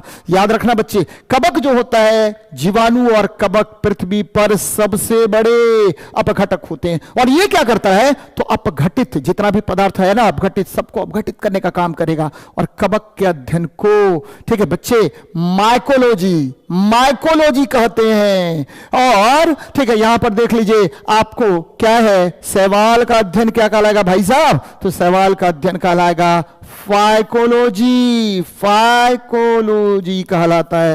एकदम याद रखना बेटा, बहुत इंपॉर्टेंट है। चलिए और कौन सर छोड़े हैं क्वेश्चन, देख लेते हैं उसको भी। और साइंस कहां है भाई, ठीक है, निकल जा भाई, निकल जा भाई। साइंस देख लीजिए बेटा, ये देखिए प्रतिरोध की एसआई इकाई, ये फोन चेंज करने में गड़बड़ हो जाता है बच्चे कभी कभी। एसआई इकाई कौन है, तो अब हम एक तरफ से देख लेते हैं। एसआई वर्ड, ठीक है, याद रखिएगा, ये इंटरनेशनल सिस्टम है। और बच्चे 1971 में पहली बार एसआई पद्धति दी गई थी। और इसके आधार पर 7 मूल भौतिक राशि, 7 फंडामेंटल फिजिकल क्वांटिटी, और 2 जो है वह थे आपको व्युत्पन्न मात्रक या सहायक मात्रक। बोलिए बच्चे, सहायक मात्रक कितने, तो 2, समतल कोण और ठोस कोण। और बच्चे अब इस पर आते हैं, ओम प्रतिरोध के एसआई मात्रक होते हैं बच्चे। प्रतिरोध याद रखिएगा, विद्युत धारा के मार्ग में अवरोध जो उत्पन्न होता है उसे प्रतिरोध कहते हैं। और प्रतिरोध आर बराबर क्या होगा, तो विभवांतर अपॉन धारा, विभवांतर अपॉन विद्युत धारा। और विभवांतर का एसआई मात्रक क्या होता भाई साहब, तो विभवांतर का एसआई मात्रक होता वोल्ट। और विद्युत धारा क्या होगा, तो एम्पियर। तो वोल्ट पर एम्पियर को हम क्या कहते हैं, तो ओम कहते हैं। एकदम ध्यान में रखिएगा बच्चे, याद रखिएगा। कूलॉम्ब, ये देखिए, ये किसका मात्रक है भाई साहब, तो ये मात्रक है आवेश का मात्रक है। और न्यूटन किसका मात्रक है, तो बच्चे ये बल का मात्रक है, बल का फोर्स का यूनिट है। और जूल क्या है, तो आपको विद्युत ऊर्जा या ऊर्जा के एसआई मात्रक कौन होते हैं, तो जूल होते हैं। तो एकदम क्लियर है कंसेप्ट, कहीं से कोई दिक्कत वाली बात नहीं है। याद रखिएगा कि विद्युत धारा के मार्ग में अवरोध को ही हम क्या कहते हैं, तो प्रतिरोध कहते हैं। एकदम ध्यान में रखिएगा बेटा। ये देखिए, अब देखते हैं हम लोग इस पे। अच्छा क्वेश्चन है, कह रहा है कि रिक्त स्थानों में सबसे उपयुक्त, थोड़ा सा आपको इसमें डिस्टर्बेंस उत्पन्न हुआ है, वे पौधे जिनमें पौधे के विभिन्न भाग उपस्थित नहीं होते हैं, वह समूह क्या कहलाता है। पौधे के विभिन्न भाग, अच्छा पौधे के विभिन्न भाग में क्या क्या होगा, तो पौधे के विभिन्न भाग में जड़ होगा, ठीक है, उसके बाद क्या होगा, तना होगा, फिर क्या होगा बच्चे, पत्तियां होंगी, बहुत सारी चीजें होंगी। यहां देख लीजिए, ये पौधे के विभिन्न भाग हैं। अगर जिसमें जड़, तना, पत्ती आपको विकसित नहीं होगा, एकदम याद रखिए बेटा, विकसित नहीं होगा, ऐसे पौधों को हम क्या कहते हैं, तो थैलोफाइटा कहते हैं। एकदम याद रखिए बेटा, थैलोफाइटा कहते हैं। बहुत बहुत इंपॉर्टेंट है। बार बार इस तरह का प्रश्न आपसे पूछेगा कि थैलोफाइटा है क्या, तो बच्चे आपको 2-3 बातें मैं आपको बता रहा हूं जो आपको एकदम याद रखनी चाहिए। ध्यान दीजिए मेरी बात को। प्रथम स्थलीय पादप, प्रथम स्थलीय पादप, एकदम ध्यान में रखिए, प्रथम स्थलीय पादप कौन है, तो बच्चे प्रथम स्थलीय पादप है कौन, तो यही थैलोफाइटा होता है। बच्चे बार बार ये भी क्वेश्चन पूछेगा कि शैवाल किस समूह में आता है, तो थैलोफाइटा में आता है। जरा इस पर बात कर लीजिए बेटा।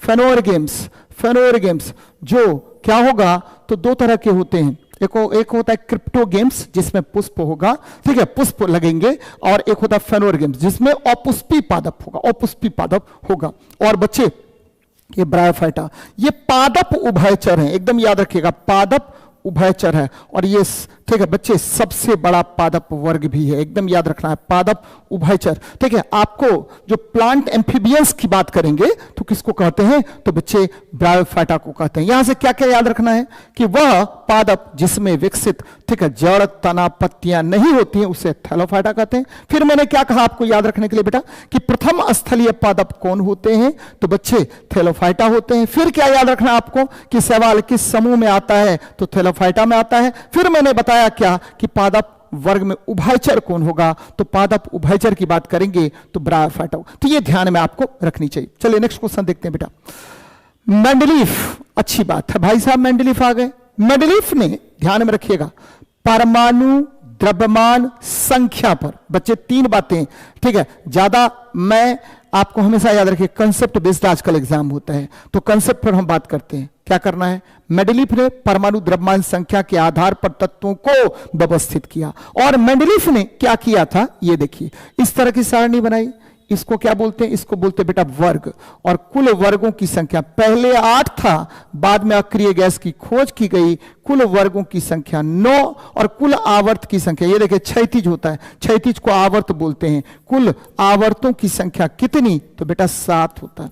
अब यहां से क्या याद रखेंगे, पहली बात क्या कि मेंडलीफ ने, ठीक है, 1869 में पहली बार अपना, ठीक है, आपको पीरियोडिक टेबल दिया, फिर 1872 में पब्लिश्ड हुआ इसका। और फिर आपको वो सब याद नहीं रखना है, आपको याद रखना है कि मेंडलीफ की आवर्त सारणी किस पर आधारित है, तो परमाणु द्रव्यमान संख्या पर। बच्चे मेंडलीफ की आवर्त सारणी में कितने वर्ग, तो कितने वर्ग, कितने वर्ग, एकदम जो जो मैं बातें बता रहा हूं उसको एकदम ध्यान में रखिए। कितने वर्ग, तो बच्चे वर्ग की बात करते हैं तो आपको 9, कुल आवर्त की बात कीजिए तो 7। बच्चे तत्व, कितने तत्वों को व्यवस्थित किया, तो 63 तत्वों को व्यवस्थित किया, 63 तत्वों को व्यवस्थित किया। किसने, तो ठीक है, मेंडलीफ ने व्यवस्थित किया। बच्चे याद रखिएगा कि मेंडलीफ ने अपने आवर्त सारणी में बहुत सारे तत्वों के लिए स्थान खाली छोड़ दिए, जो बाद में नए तत्वों का आविष्कार किया गया। बच्चे तो एकदम ध्यान में रखना है, ठीक है, तो ये याद रखिए, परमाणु द्रव्यमान संख्या पर आधारित है, एकदम याद रखिए।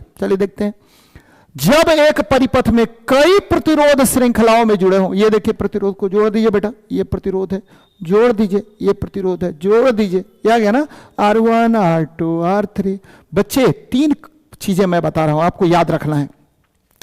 जैसे ही परिपथ श्रृंखला में, परिपथ किसमें हो, श्रृंखलाबद्ध हो, श्रृंखलाबद्ध हो, सीरीज कॉम्बिनेशन हो, क्या याद रखना है बच्चे, बच्चे मेरे, श्रृंखलाबद्ध जैसे सीरीज कॉम्बिनेशन दे, आपको याद क्या क्या रखना है, तो 3 बातें यहां से याद रख लेनी है बच्चे। पहली बात, विभवांतर, विभवांतर क्या होगा, भिन्न होगा, डिफरेंट होगा, पोटेंशियल डिफरेंस बी डिफरेंट, और क्या होगा भाई, और होगा विद्युत धारा समान होगा, विद्युत धारा क्या होगा, तो समान होगा, सेम इलेक्ट्रिक करंट फ्लो करेगा, इसमें सेम इलेक्ट्रिक करंट फ्लो करेगा, एकदम याद रखिएगा, सेम इलेक्ट्रिक करंट फ्लो करेगा। और ठीक है, तीसरी बात क्या, कुल प्रतिरोध क्या होगा, तो R1 plus R2 plus R3 होगा, एकदम याद रखना बेटा। चलिए, तो क्या होगा, तो जब एक परिपथ में कई प्रतिश्रृंखला जो, तो करंट का मान क्या होगा, तो बढ़ता है नहीं, एक ही रहता है, समान रहेगा, भिन्न भिन्न नहीं होगा, श्रृंखलाबद्ध क्रम में, सीरीज कॉम्बिनेशन में। और यहीं पर अगर क्या होता, पैरेलल कॉम्बिनेशन होता, पैरेलल होता बच्चे, समांतर क्रम होता, तब क्या होता, तो भाई साहब यहां भी 3 बातें हो जाती, क्या क्या, तो आपको विभवांतर, ठीक है, समान होता, विभवांतर समान होगा। बच्चे विद्युत धारा क्या होगा, तो विद्युत धारा, एकदम ध्यान में रखिएगा, विद्युत धारा यहां भिन्न होगा। और प्रतिरोध आपको पता है 1/R बराबर 1/R1 प्लस 1/R2 प्लस क्या हो जाएगा, 1/R3 हो जाएगा। तो ये ध्यान में रखनी चाहिए आपको, तो एक ही रहता है, कैसा रहेगा, तो सेम होगा भाई साहब, क्या होगा, सेम होगा, तो ये ध्यान में रखिएगा। चलिए आगे बढ़ते हैं। एक परमाणु में न्यूट्रॉन, अच्छी बात है बच्चे, परमाणु, परमाणु का मतलब हो गया एटम। और बेटा एटम की बात जैसे ही करेंगे तो 2 भाग, कितने भाग, 2 भाग, मैं बार बार आपको बताता हूं, परमाणु के मुख्य रूप से 2 भाग, एक हो गया नाभिक यानी न्यूक्लियस, और नाभिक में 2 कण, न्यूट्रॉन और प्रोटॉन, न्यूट्रॉन और प्रोटॉन। ये देखिए, ये मैंने यहां पॉजिटिव लिख दिया, तो प्रोटॉन धनात्मक कण, प्रोटॉन आपका पॉजिटिव पार्टिकल्स है, पॉजिटिव है बच्चे, पॉजिटिव है, ठीक है, और न्यूट्रॉन जो है ये उदासीन है, हाँ ठीक है, उदासीन है। और आपका क्या है, वाह्य कक्षा है, वाह्य कक्षा है, और इसमें क्या होगा, इलेक्ट्रॉन होगा, और इलेक्ट्रॉन वाह्य कक्षा में चक्कर लगाएगा। तो बच्चे एक परमाणु में न्यूट्रॉन की संख्या, ध्यान दीजिएगा, न्यूट्रॉन की खोज किसने की, तो भाई साहब चैडविक ने किया था, ठीक है। प्रोटॉन की खोज किसने की, तो रदरफोर्ड ने किया था। बार बार लोग बोलते हैं गोल्डस्टीन, नहीं बच्चा, गोल्डस्टीन ने एनोड किरण की खोज की थी। एनोड, इलेक्ट्रॉन की खोज किसने की, तो बच्चे जे थॉमसन ने किया। अब क्वेश्चन पे आ रहे हैं भाई साहब, आप लोगों ने आंसर कर दिया होगा। द्रव्यमान संख्या माइनस क्या, परमाणु संख्या।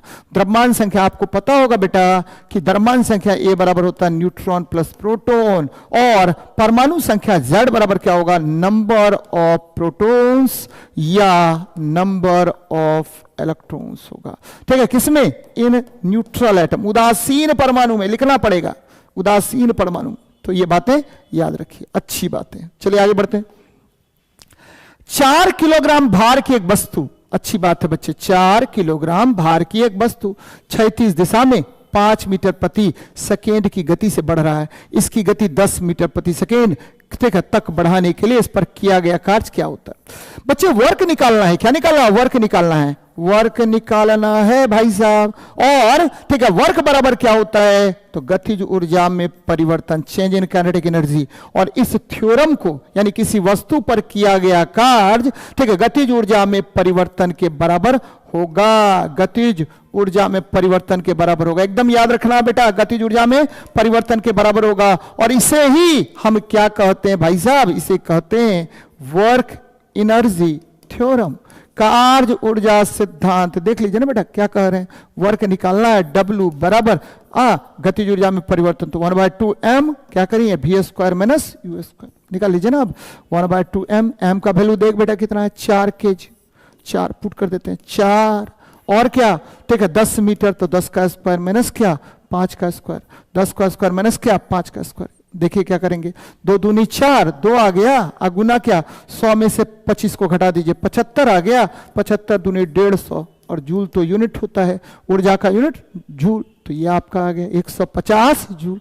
देख लीजिए बउआ वाला काम हुआ। ध्यान में रखिए क्या कहा मैंने, किसी वस्तु पर किया गया कार्य गतिज ऊर्जा में परिवर्तन के बराबर होता है, किसी वस्तु पर किया गया कार्य गतिज ऊर्जा में परिवर्तन के बराबर होता है, एकदम याद रखना है। This is known as work energy theorem.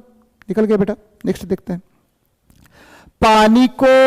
पानी को ब्लीचिंग पाउडर में मिलाने पर कौन सी गैस निकलती है, अच्छी बात है, ये पानी है ये पानी है बच्चे, bleaching powder, calcium oxychloride, calcium oxychloride CaOCl2, ठीक है, या ऐसे भी बोल सकते बेटा CaOCl2 प्लस H2O जोड़ दीजिए, है ना, ठीक है। कौन सी गैस निकलेगी भाई जी, कौन सी गैस निकलेगी भाई जी, तो यहां देखिए, ठीक है, कार्बन डाइऑक्साइड निकलेगा, यहां C तो है, ये नहीं है, नहीं निकलेगा। हम इस पर बता रहे हैं आपको, देख लीजिए क्या निकलेगा, कार्बन डाइऑक्साइड है जी, C है नहीं है, Cl है नहीं है, तो आपको क्या होगा, ऑक्सीजन निकल सकता है, क्लोरीन निकल सकता है, हाइड्रोजन निकल सकता है, ये निकल सकता है।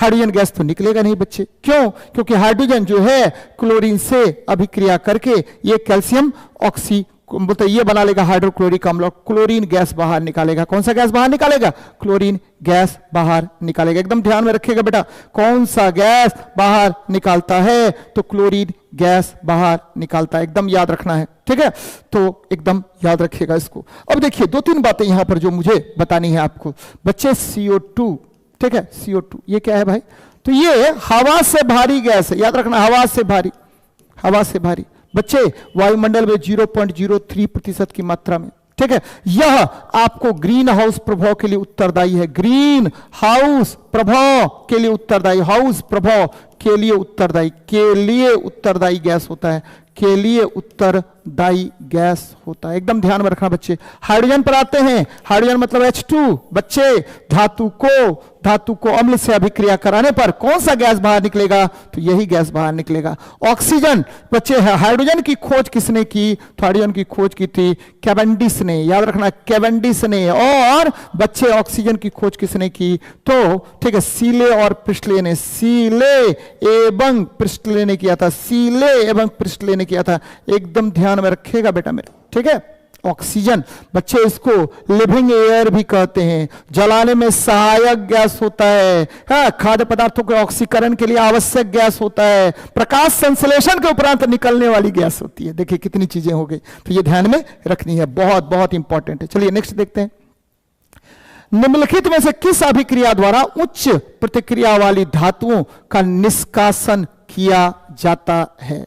बच्चे जब भी बात करेंगे निष्कासन की, धातुओं के निष्कासन पर हम चर्चा करते हैं। ध्यान दीजिए बच्चे मेरे, बहुत अच्छा क्वेश्चन है, इसमें बराबर लोग फंसते हैं, ध्यान में रखिएगा। आपको यहां पर देखिए, अब हम उच्च क्रियाशील कैसे समझेंगे उच्च क्रियाशील धातु? तो बच्चे ये देखिए हम सीरीज लिख रहे हैं, के, ना, का, मग, अल, जन, फे, पब, ठीक है, एच, उसके बाद कु, हज, अज और अंत में आ गया औ। ये सभी क्रियाशील धातु हैं। सबसे क्रियाशील कौन होगा भाई साहब? ये देखिए पोटेशियम। तो ये जो पोटेशियम, कैल्शियम, मैग्नीशियम, एल्युमिनियम है, ये यहां तक ले लीजिए बेटा, सब विद्युत अपघटन विधि द्वारा। एकदम ध्यान में रखना है, कौन विधि? सर ने कहा, क्या कहा कि बच्चे सभी क्रियाशील धातुओं का निष्कर्षण विद्युत अपघटन विधि द्वारा करते हैं। विद्युत अपघटन विधि द्वारा, विद्युत अपघटन विधि द्वारा करते हैं। एकदम याद रखना बच्चा, इलेक्ट्रोलाइसिस प्रक्रिया के द्वारा करेंगे। तो आंसर क्या होगा? बी नंबर होगा, इलेक्ट्रोलाइसिस। अब देखिए रोस्टिंग, यानी ठीक है, आपको ये मेल्टिंग पॉइंट फिक्स कर दीजिए, इसको पदार्थ को गर्म कीजिए। मेल्टिंग पॉइंट से नीचे, याद रखना बेटा, नीचे नीचे नीचे, मेल्टिंग पॉइंट से नीचे पदार्थों को गलनांक बिंदु से नीचे ताप पर गर्म कर क्या प्राप्त करने की प्रक्रिया? धातु प्राप्त करना, धातु प्राप्त करना। यह विधि कहलाता है क्या?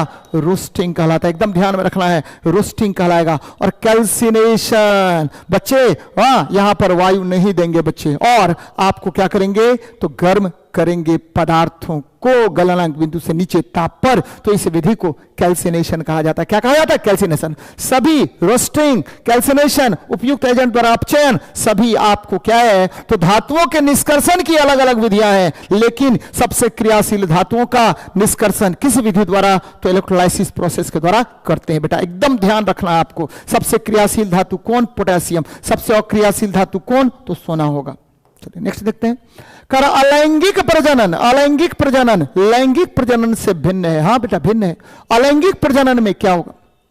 अच्छा एक बताइए, ठीक है बच्चे, कभी आपने देखा होगा कि पेड़ है, पेड़ का तना काट लिए और इसको गाड़ दिए जी। नींबू है, नींबू को टहनी को, टहनी को क्या किए? मोड़ लिए, उस पर मिट्टी चढ़ा दिए, ठीक है, जनन हो गया।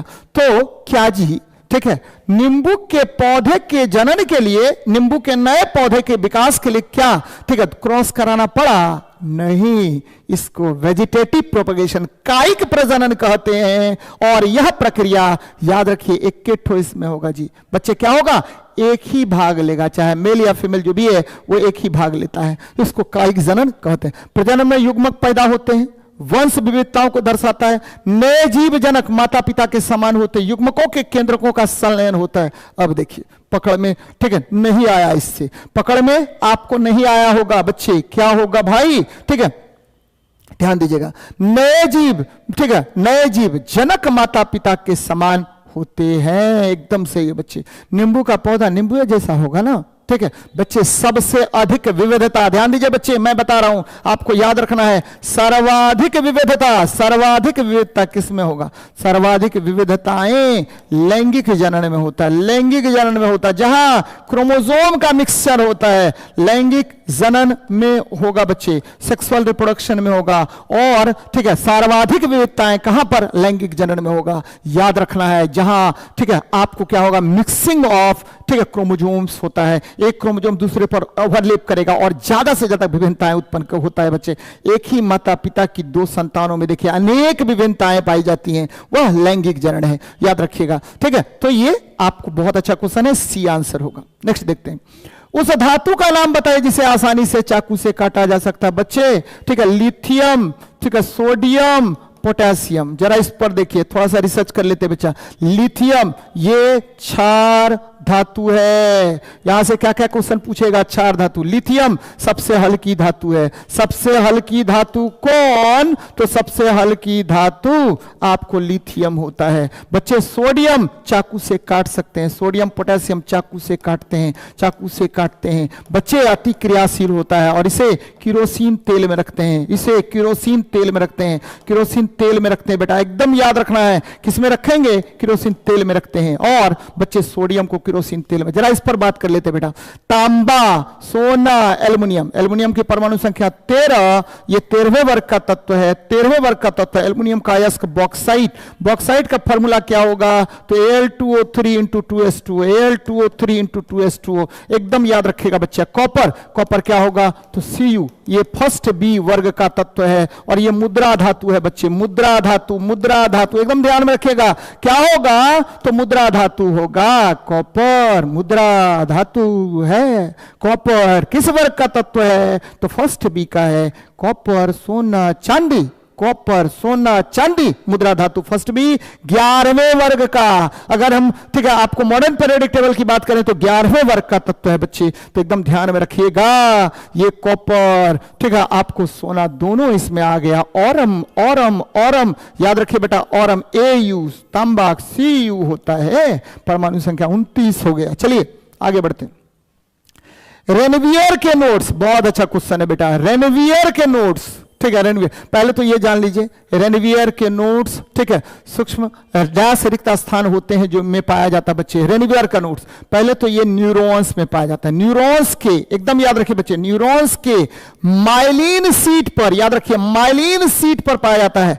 माइलिन सीथ पर पाए जाते हैं, सीथ पर पाए जाते हैं। ध्यान में रखिएगा बेटा, माइलिन सीथ पर पाए जाते हैं। और ये न्यूरॉन्स जो है ये क्या करता है? तो बच्चे यह क्या है? तो ये तंत्रिका, तंत्र की इकाई है, याद रखना है, ठीक है। आपको यूनिट ऑफ नर्वस सिस्टम है। और बच्चे ऑस्टियोब्लास्ट आपने सुना होगा नाम बेटा, एकदम सुना होगा ऑस्टियोब्लास्ट। आपको ओसिन प्रोटीन आपने सुना होगा, ओसिन प्रोटीन। और ओसिन प्रोटीन याद रखिएगा बोन, बोन इसी से निर्मित होते हैं। बोन, हड्डियां, अस्थियां। कॉन्ड्रोब्लास्टो ब्लास्ट बच्चे ये किसका बना होता है? तो कार्टिलेजेस नाम सुने हैं आप लोग? कार्टिलेजेस इसी के बने होते हैं। किसके? तो कॉन्ड्रोब्लास्ट के। कार्टिलेजेस उपास्थि। मेरा नाक देख रहे हैं ना, क्या है भाई? तो ये नाक जो है वह मुलायम है, ये कान जो है मुलायम है, मुड़ जाता है। मुलायम अस्थि को उपास्थि कहते हैं, कार्टिलेजेस। और किसका बना होगा? तो कॉन्ड्रोब्लास्ट का। तो एकदम ध्यान में रखिएगा बेटा मेरे, ठीक है, बहुत अच्छी बात है। आगे बढ़ने, संवेग को, अच्छी बात है भाई साहब, ये संवेग मतलब मोमेंटम। और मैंने कहा है आपको कि परिभाषा कहां से मिलेगा भाई जी? तो ये परिभाषा मिलेगा न्यूटन के सेकेंड लॉ से। एकदम ध्यान में रखिए, Newton second law, Newton second law से मिलेगा। और बेटा क्या होगा? तो मोमेंटम P बराबर m इंटू v होता है। मोमेंटम, ठीक है, क्या होगा? तो मास इंटू वेलोसिटी होगा। मोमेंटम याद रखना बच्चे सदिश राशि है, सदिश राशि है बच्चे, सदिश राशि। हमको याद है कि आपको एकदम, ठीक है, बहुत जबरदस्त रूप से पूछेगा काइनेटिक एनर्जी का मोमेंटम से संबंध। काइनेटिक एनर्जी बराबर p² क्या होता है? 2m होता है। तो ये ध्यान में रखिए। चलो थोड़ा सा इस ऑप्शन को भी देखते हैं क्या कर रहा है। द्रव्यमान और त्वरण ma बल होगा बेटा, ठीक है। द्रव्यमान और वेग तो यही तो मोमेंटम हो गया। और द्रव्यमान और जड़ता, जड़ता क्या है? व्हाट इज इनर्शिया बच्चे, ठीक है। आप बैठे होंगे, कहीं भी बैठे होंगे अभी और बैठे हुए हैं, तो क्यों बैठे हैं? है जिस गुण के कारण बैठे हैं वही जड़ता है, ठीक है। जड़त्व वह गुण है जो वस्तु के अवस्था में परिवर्तन का विरोध करता है। एकदम ध्यान में रखिए बच्चे, ये आपका वस्तु है, इस पर बल लगाइए। तो वस्तु के आंतरिक गुण, जिस गुण के कारण वस्तु इस बल का, लगने वाले बल का विरोध करता है, उसे ही इनर्शिया कहते हैं। और इनर्शिया 3 प्रकार के, there are 3 types of inertia. First is, ठीक है, इनर्शिया ऑफ रेस्ट, विराम का जड़त्व। दूसरा गति का जड़त्व। और तीसरा, ठीक है बच्चे, दिशा का जड़त्व होता है, इनर्शिया ऑफ डायरेक्शन। नकारात्मक त्वरण, ये अच्छी बात है। त्वरण त्वरण त्वरण त्वरण त्वरण ए होता है। ए बराबर क्या होता है? v माइनस यू अपॉन क्या? टी। ए बराबर v माइनस यू अपॉन क्या होगा? टी होगा बेटा। तो अगर, ठीक, अगर v ग्रेटर देन u तो त्वरण ए धनात्मक होगा, पॉजिटिव होगा बच्चे। इसको त्वरित गति कहते हैं, त्वरित गति कहते हैं। एकदम ध्यान रखिए, त्वरित गति, ठीक है। फिर देखिए v बराबर u तो त्वरण ए बराबर क्या हुआ? 0।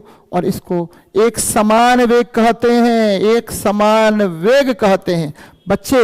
v लेस देन u हो गया तो ए हो जाएगा क्या, नेगेटिव, और इसे मंदन कहते हैं, रिटार्डेशन कहते हैं। एकदम याद रखना है बच्चे। तो क्या कह रहा है, नकारात्मक तो निम्न में से किसकी दिशा के विपरीत होती है, तो गति के दिशा के विपरीत होगा, गति के दिशा के विपरीत होगा। ठीक है बच्चे, किसके दिशा के विपरीत होगा, तो एकदम याद रखिएगा। तो बच्चे नकारात्मक त्वरण जो है गति के दिशा के विपरीत होगा, यानी वेग के दिशा के विपरीत, वेग का विरोध कर रहे है ना। चलो आगे बढ़ते। NH4 हॉल 2SO4, यस ठीक है, अमोनियम सल्फेट है बेटा। नाइट्रोजन और हाइड्रोजन जोड़ दीजिए तो N प्लस, ठीक है, हाइड्रोजन का कितना 4, नाइट्रोजन का 1 और हाइड्रोजन का कितना 4, गुना 2 कर दीजिए, ठीक है, गुना 2 कर दीजिए, प्लस सल्फर का 1, ऑक्सीजन का 4 गुना, ठीक है, 1 कर दीजिए, 4 गुना 1 कर दीजिए, ठीक है बेटा।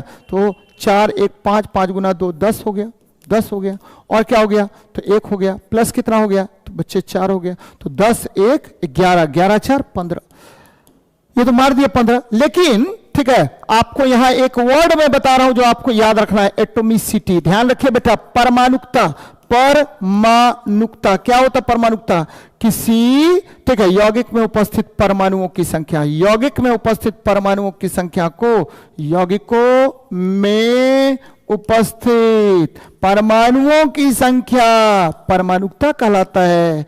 बच्चे परमाणुओं की संख्या क्या कहलाएगा, तो परमाणुकता कहलाता है। बच्चे जरा बताइए, ओजोन में कितने, ओजोन की कितनी परमाणुकता 3, ठीक है, बताइए सल्फर की कितनी परमाणुकता 8। तो ये ध्यान में रखनी है, बार बार ये क्वेश्चन पूछेगा, तो इसका 15 हो जाएगा आंसर। जरा ये देखिए 1 किलोवाट आवर, बच्चे 1 किलोवाट आवर, 1 किलोवाट आवर की बात अगर करेंगे तो आपको पता है कि 3.6 इंटू 10⁶ जूल होता है, और इसे एक यूनिट कहा जाता है, और इसे वॉट भी कहते हैं, बोर्ड ऑफ ट्रेड यूनिट भी कहते हैं। तो ये ध्यान में रखनी चाहिए आपको। देखिए कहां पर है, 3.6 इंटू 10⁶ जूल। बच्चे याद रखिएगा, किलोवाट आवर।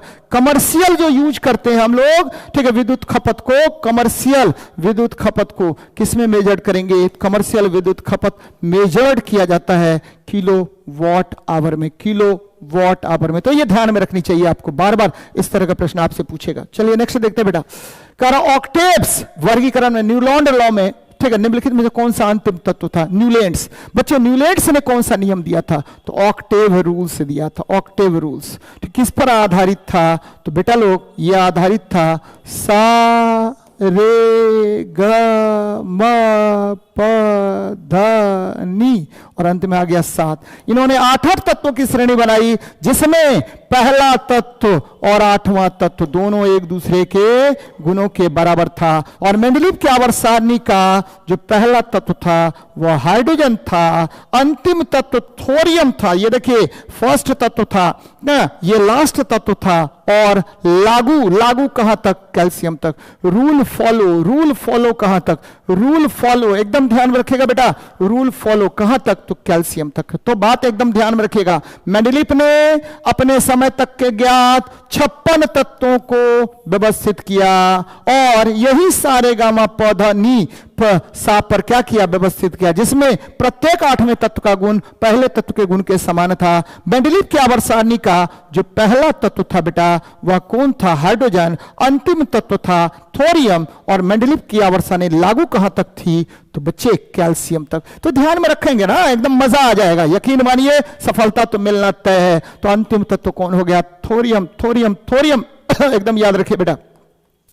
आगे देखते हैं, निम्नलिखित में से कौन सा अम्ल लाल चिट्ठी, अरे बाबा लाल चिट्ठी काट लिया, फॉर्मिक अम्ल डाल दिया और नोचने लगा। फॉर्मिक अम्ल देख बेटा, फॉर्मिक एसिड और HCOH, और याद रखिए इसे ही मिथेनोइक एसिड कहते हैं, है ना।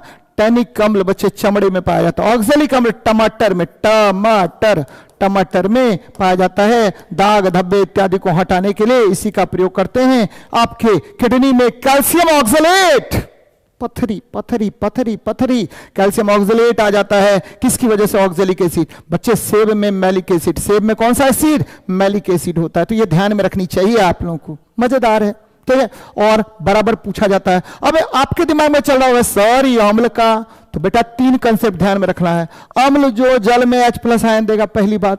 अम्ल जो क्या करेगा बच्चे, अम्ल जो इलेक्ट्रॉन, ठीक है, हाँ गेन करेगा, इलेक्ट्रॉन एक्सेप्टर होगा, इलेक्ट्रॉन एक्सेप्टर होगा। ध्यान में रखिएगा, जो क्या करेगा, अम्ल वह पदार्थ है जो प्रोटॉन डोनेट करेगा, ऐसे पदार्थ को अम्ल कहा जाता है। तो ध्यान में रखिएगा, ठीक है। अर्हेनियस के अनुसार वह पदार्थ जो जल में H+ आयन देता है, ठीक है, फिर ये ध्यान में रखनी चाहिए। बहुत अच्छी बात।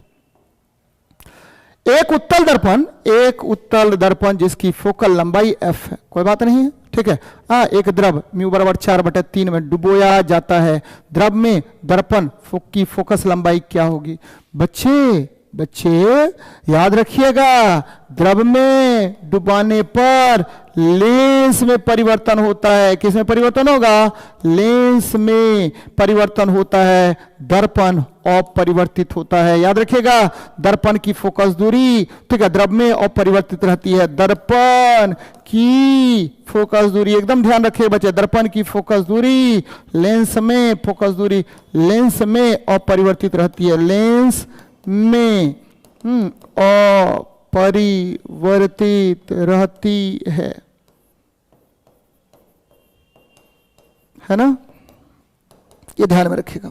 तो आंसर क्या हो जाएगा? कोई फोकस दूरी में कोई परिवर्तन नहीं, आंसर सीधा F होगा। अगर यही लेंस रहता तो बदल जाता, यही लेंस रहता तो ठीक है, हम लोग अलग अलग कंसेप्ट पढ़ते। बच्चे, लेंस अगर रहता तो हम देखते कि किसी द्रव का अपवर्तनांक लेंस से अधिक है या नहीं है। अगर अधिक होता तब क्या होगा? तो द्रव का अपवर्तनांक अगर अधिक होगा लेंस से, तो बच्चे ठीक है, लेंस क्या होगा? तो याद रखिएगा कि जैसे ही अधिक होगा तो उसकी प्रकृति बदल जाती है। उत्तल है तो अवतल है तो उत्तल दिखेगा। चलिए, तो ये बातें हो गई आज की क्लास का, आज के सेशन का।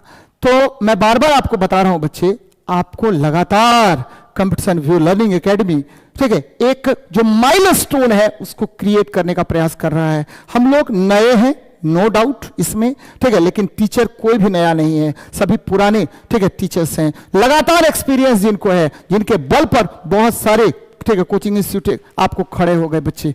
तो हम लोगों ने मिलकर एक सामूहिक प्रयास किया है कि आप बच्चों के हित को देखते हुए पूरा ALP एकदम रगड़ डालना है बेटा। जहां जिस प्रश्न में आपको दिक्कत होती है निश्चित रूप से कमेंट कीजिए और बच्चे ठीक है बताइए कि कहां और आपको जानने की इच्छा है। यकीन मानिए, अगर लगातार आप 39 सेट तक रखते हैं तो एक भी प्रश्न CBT 1 के नहीं छूटेंगे। ठीक है बच्चे, मैक्सिमम से मैक्सिमम आप करके आएंगे। शुरू किया जाए आज का सवाल, सेट नंबर 1 का। साइंस आप लोगों का हो चुका है, अब होना है आप लोगों को मैथ। आ जाइए, आज का पहला क्वेश्चन कहता, किसी कक्षा में 9 छात्र और कुछ छात्राएं हैं। किसी कक्षा के छात्रों के प्राप्तांकों का औसत इतना, छात्राओं के प्राप्तांकों का औसत इतना और सभी का प्राप्तांकों का औसत इतना, तो कक्षा में कुल छात्रों की संख्या ज्ञात करें। तो क्या करना है, एक का दिया हुआ है औसत, समूचे का औसत दिया हुआ है, दूसरे का दिया हुआ है, तो डायरेक्ट एलिगेशन क्यों न लगा दें, डायरेक्ट एलिगेशन लगा देंगे। 9 छात्र है, संख्या हो गया, हटा दो। उसके बाद छात्रों का जो 12 है, छात्राओं का 14 है और सभी का मिला करके 13.1 है। घटा लेना है, यहां घटाएंगे तो कितना 1.1 होगा, यहां घटाएंगे तो 0.9 होगा। तो ये दशमलव हटा दे, यानी 9:11 हुआ। तो 9 का वैल्यू दिया हुआ है, 9 छात्र है, 9 का वैल्यू 9 हुआ, तो 11 का वैल्यू 11 होगा। कुल कहता है तो 11 और 9 दोनों को जोड़ लेंगे, कितना हो जाएगा 11 9 20 आपका उत्तर हो जाएगा। क्या फटाफट कमेंट करना है एकदम सभी लोगों को, क्या सभी लोगों को फटाफट कमेंट करते चलना है सवाल पे। चलेंगे अगला सवाल। कहता है, किसी थैले में लाल और नीले रंग के गेंदों की संख्या का अनुपात स्थिर है। जब उसमें 44 लाल गेंद थे तो नीले गेंद की संख्या 36। यदि नीले गेंद 54 हो तो थैले में लाल गेंदों की संख्या। अनुपात स्थिर है मतलब रेड और ये जो है आपका ऑरेंज ले लेते हैं, रेड और ऑरेंज जो है ये 44 गो है तो ये 36 गो है। अनुपात है तो अनुपात को हटा देते हैं यहां से, 4 से 11 बार में, 4 से 9 बार में। अब लेकिन कहता है यदि नीले गेंद की संख्या, ब्लू वहां नीले था तो ब्लू खैर रहने दो जो भी है, 54 है तो 9 का वैल्यू 54 हो गया, तो 9 छा के 54 तो 11 छा के 66, ये काय को हो जाएगा 66 को हो जाएगा। क्लियर है सभी लोग? ये कंटिन्यू चलेगा, तो इसलिए आप लोग ये नहीं सोचेगा अलग से सब लाइव होगा, कंटिन्यू क्लास चलेगा। आज 12 बजे शुरू हुआ था, आज रीजनिंग नहीं हो पाया था, कल से 11 बजे से चलेगा। ये 11 बजे से तीनों पेपर जब तक इंड हो जाए तब तक इंड, ओके ना। अगला सवाल आइए, एक लंबवृत्तीय शंकु का आयतन जिसके आधार की त्रिज्या उसके ऊंचाई की 1/3 है, एक गोलार्ध। अब देखिए यहां तो थोड़ा सा मुश्किल होगा, क्योंकि एग्जाम में कभी गोलार्ध को गोला मान लेता है, कभी गोलार्ध को अर्धगोला मानता है। तो गोलार्ध सब वाले वर्ड में इंग्लिश हिंदी दोनों देख लेना है, जो स्पेयर है या सेमी स्पेयर है। अब देख लेते हैं जिस पर आ जाए। शंकु की त्रिज्या और गोलार्ध की त्रिज्या का अनुपात, शंकु का आयतन बराबर है, शंकु का क्या होता है 1/3 पाई आर स्क्वायर एच, और अगर ये अर्धगोला लेते हैं तो क्या लिखेंगे 2/3 पाई आर क्यूब। अब देखिए क्या कहता है, लंबवृत्तीय शंकु का आयतन जिसके आधार की त्रिज्या उसके ऊंचाई की 1/3 है, तो 1/3 पाई आर स्क्वायर और h 1/3 है, तो इसको 3r मान लेते हैं h को, तो ऊंचाई की 1/3 हो जाएगा।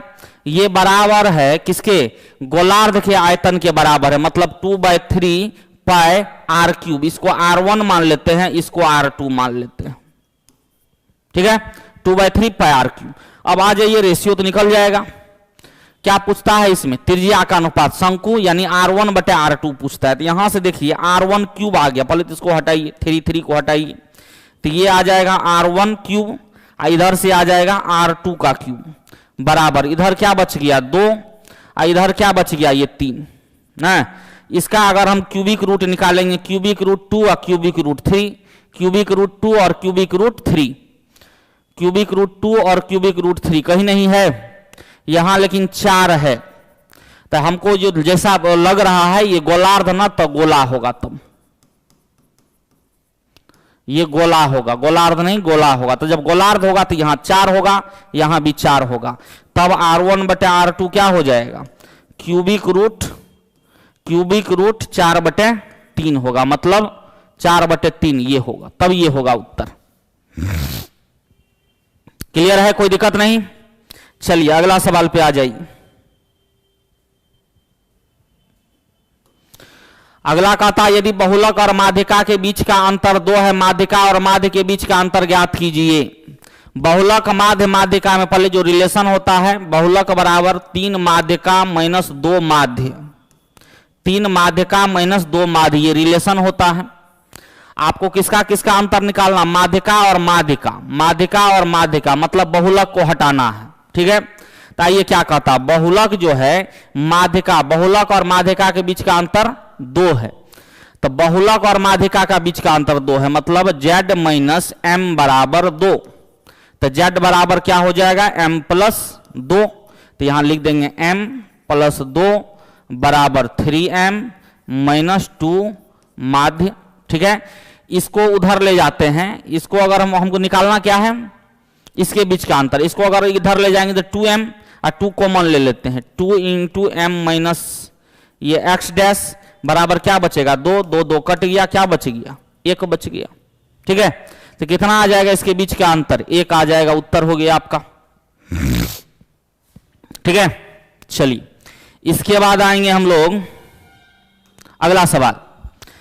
9.5% वार्षिक साधारण ब्याज पर कोई राशि 6 वर्ष में इतना हो जाती है, तो आरंभ में किया गया निवेश हो जाता है, मतलब क्या मिश्र धन है, तो 9.5% से पहले 6 वर्ष का एसआई कितना होगा, एसआई 9 6 के 54 3 57% होगा, एसआई होगा 57%, गुना कर दिए डायरेक्ट, तो एक कितना हो जाएगा अमाउंट 157 हो जाएगा। 157% का वैल्यू आपको दे रखा है 942, 100% निकाल दीजिएगा, मूलधन आ जाएगा, कटना निश्चित है। 15 6 के 90, 7 6 के 42, 600 आ गया उत्तर, 600 में टिक लगाइए, ऑप्शन नंबर सी, कोई दिक्कत नहीं। चलो अगला सवाल,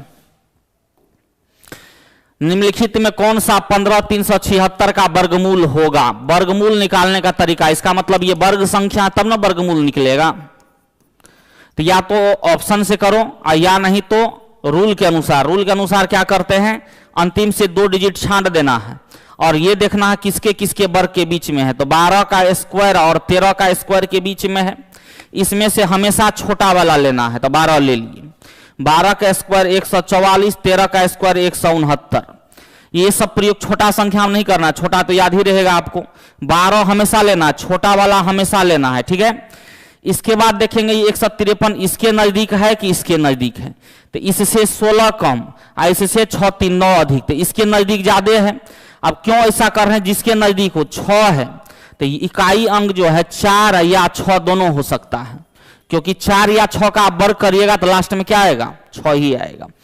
तो अगर छोटा वाला के नजदीक है तो इसमें से छोटा वाला लेंगे, बड़ा वाला के नजदीक रहेगा तो बड़ा वाला। तो ये तो छोटा वाला के नजदीक है तो यहां भी छोटा वाला लेंगे, मतलब कितना आ जाएगा, 124 आ जाएगा, ठीक है। 124 आपका उत्तर हो गया। दो ही को तो ऑप्शन है, ये दोनों ऑप्शन तो होने वाला है ही नहीं। वो 124 है 134, 2 ऑप्शन था, दिमाग लगाते तो ऐसे भी काम हो जाता, क्योंकि वर्ग संख्या पहचानने का ढेर सारा तरीका है, ठीक है। चलिए अगला सवाल, एक स्विमिंग पूल को 3 टैंकर ABC के माध्यम से 10 घंटे में भरा जा सकता है। C टैंकर B से 2 गुना और B टैंकर A से 2 गुना तेज स्विमिंग पूल को टैंक से A द्वारा अकेले भरने में कितना समय लगेगा। AB का क्षमता दिया हुआ है, AB और C कहता है यहां पर, इसको बैठाइए, C B से 2 गुना और B A से 2 गुना। तो कम से कम पहले इसको 2 तो जरूर रखेंगे, इसको 1 रखेंगे, ठीक है। BA से 2 गुना, CB से 2 गुना, तो ये कितना हो जाएगा, 4। तीनों मिलकर 10 घंटा, तो टोटल वर्क कितना हो जाएगा, टोटल वर्क हो जाएगा 4 2 6 1 7 गुना 10। टोटल वर्क कितना, तो कहता A द्वारा कितना समय लगेगा एक क्षमता से, यानी 7 गुना 10 बटे 1, यानी कितना हो गया 70। तो 70 में टिक लगा दीजिए, और कुछ नहीं कह रहा, स्विमिंग पूल को टैंकर A से भरने में कितना समय लगेगा, ऑप्शन नंबर C। क्लियर। चलिए अगला सवाल में आएंगे। कहता 13 मीटर लंबी एक सीढ़ी एक खिड़की तक पहुंचती है जो सड़क के किनारे की जमीन से 12 मीटर ऊपर है, ठीक है। यदि इसके पाद को उसी बिंदु पर रखे हुए सीढ़ी को सड़क के दूसरी ओर लगाया जाए तो यह खिड़की तक 5 मीटर ऊंचाई तक पहुंचता है। दोनों और इसका मतलब खिड़की है, ठीक है। यहां पे ये खिड़की जो है, थोड़ा ऊपर बढ़ा देते हैं, यहां पर जो है ये 12 मीटर तक पहुंचता है, 12 मीटर। इसी को इधर पलटा जाता है तो कितना पहुंचता है, 5 मीटर तक, ये दिया हुआ है। और सीढ़ी की लंबाई 13 है, तो सीढ़ी की लंबाई तो दोनों जगह तब 13 होगा। तो जब ये 13 है, ये 12 है, तो ये तो 5 होगा, 5 12 13 का रिलेशन बनता है। और ये 13 है 5 है, तो ये 12 होगा। तो कहता है यहां पे सड़क की चौड़ाई ज्ञात करें, 12 और 5 कितना हो गया, 17 हो गया, ऑप्शन नंबर डी। क्लियर। चलेंगे अगला सवाल। कहता निम्नलिखित में कौन सी एक त्रिभुजाकार संख्या नहीं है। त्रिभुजीय संख्या, देखिए त्रिभुजीय संख्या क्या होता है, ये होता है cumulative frequency. Cumulative frequency of natural number, ध्यान रखेंगे। मतलब अगर नेचुरल नंबर अगर हम रखें, नेचुरल नंबर 1 2 3 4 5 6 ये सब, तो ये ट्रेंगुलर नंबर जो होगा, ट्रेंगुलर नंबर क्या करना है, इसे 1 को रखना है यहां पर, 1 2 3 यहां पर, 3 3 6 यहां पर, 6 4 10 यहां पर, 10 5 15 यहां पर, 15 6 21 यहां पर। इसी तरह त्रिभुजीय संख्या निकलेगा। तो क्वेश्चन पूछता है कौन सा त्रिभुजीय संख्या नहीं है, तो 3 तो है, 15 भी है देख लीजिए, 10 भी है देख लीजिए, 5 जो है नहीं है। 5 क्या है, ये नहीं होगा, है इसमें 5 नहीं है, तो 5 आपका त्रिभुजीय संख्या नहीं है। कोई दिक्कत नहीं। चलेंगे अगला सवाल आइए। अब ये आकृति से ही आप रिलेशन में इसका रिलेशन समझ गए होइएगा। क्या होता है, DE स्क्वायर बराबर DB गुना DA, DE स्क्वायर बराबर DB गुना DA। तो क्या सब दिया हुआ है, कहता यदि AB 1 सेंटीमीटर, AB 1 है, DE 8 है, DE 8 है, तो कहता है BD की लंबाई x। तो रियल नियम क्या होता है, 8 स्क्वायर मतलब 64 बराबर x इंटू यहां से यहां तक पूरा x + 1, ठीक है। x इंटू एक्स प्लस 1 बराबर 64 होगा। अब देख लीजिए 8 का स्क्वायर दिया हुआ, DE 8 का स्क्वायर हमको पूछा जा रहा है, AB 1 दिया हुआ है, ठीक है। तो BD की लंबाई ज्ञात करें। अब यहां से अगर आप निकालिएगा एक्स स्क्वायर तो क्वाड्रेटिक पे आ जाएगा। ऑप्शन में देखिए कोई सेट कर रहा है 6 गुना 7, नहीं करेगा, नहीं करेगा। BD की लंबाई निकालना है 5, ये 4 रूट 6, तब तो रूटे में जाएगा कोई, गुणनफल कभी भी 64 आएगा नहीं, क्या नहीं आने वाला, तो इसको तोड़ना पड़ेगा। और तोड़ेंगे का है तब यही ना हम लगाएंगे रूल, और तो कोई होने वाला है नहीं, और कोई भी होने वाला नहीं है, तो तब तोड़ करके ये वैल्यू आता होगा। देख लेते हैं एक बार, x square plus x minus 64 बराबर 0, तो minus B minus 1 plus minus तो प्लस से लेंगे, माइनस तो लेना नहीं है। बी स्क्वायर यानी 1 माइनस 4AC, तो 4AC 64 चौके हो जाएगा 256, ठीक है। तो ये भी ऑप्शन नहीं है, ये भी ऑप्शन नहीं होगा, इसमें गड़बड़ दे दिया है ऑप्शन। क्या 6 गुना 7 42, 5 गुना 6 30, 4 गुना इतना, BD की लंबाई ये होने वाला कोई भी नहीं है। ये एक के अलावा हमको लगता है कुछ दिया हुआ होगा, इस कारण ऐसा है, यहाँ एक नहीं होना चाहिए, क्या एक के अलावा कुछ होगा ये पक्का, वरना ये ध्यान रखिएगा। ऑफिस का कांटेक्ट नंबर चाहिए, ऑफिस का कांटेक्ट नंबर होबे करेगा तुम लोग के पास 83 40 299 244, देखो ना लिखा हुआ होगा ऊपर, उसी रोज तो दिखाए थे सब कुछ, तो ये ऑप्शन में नहीं है, ठीक है, हटाओ इसको, नियम याद रखना। अगला सवाल का था, उमर और अविनाश ने क्रमशः इतना और इतना रुपये निवेश के साथ साझेदारी शुरू की, लेकिन वित्तीय समस्या के कारण अविनाश 8 महीने बाद अपना निवेश वापस ले लिया। पहले 12 मास के लाभ दोनों में किस अनुपात में? पूंजी गुना समय बराबर लाभ, हाँ एक गलत है बिल्कुल, पूंजी गुना समय बराबर लाभ होता है। तो ये लगाया है 10,000, ये लगाया है 15,000।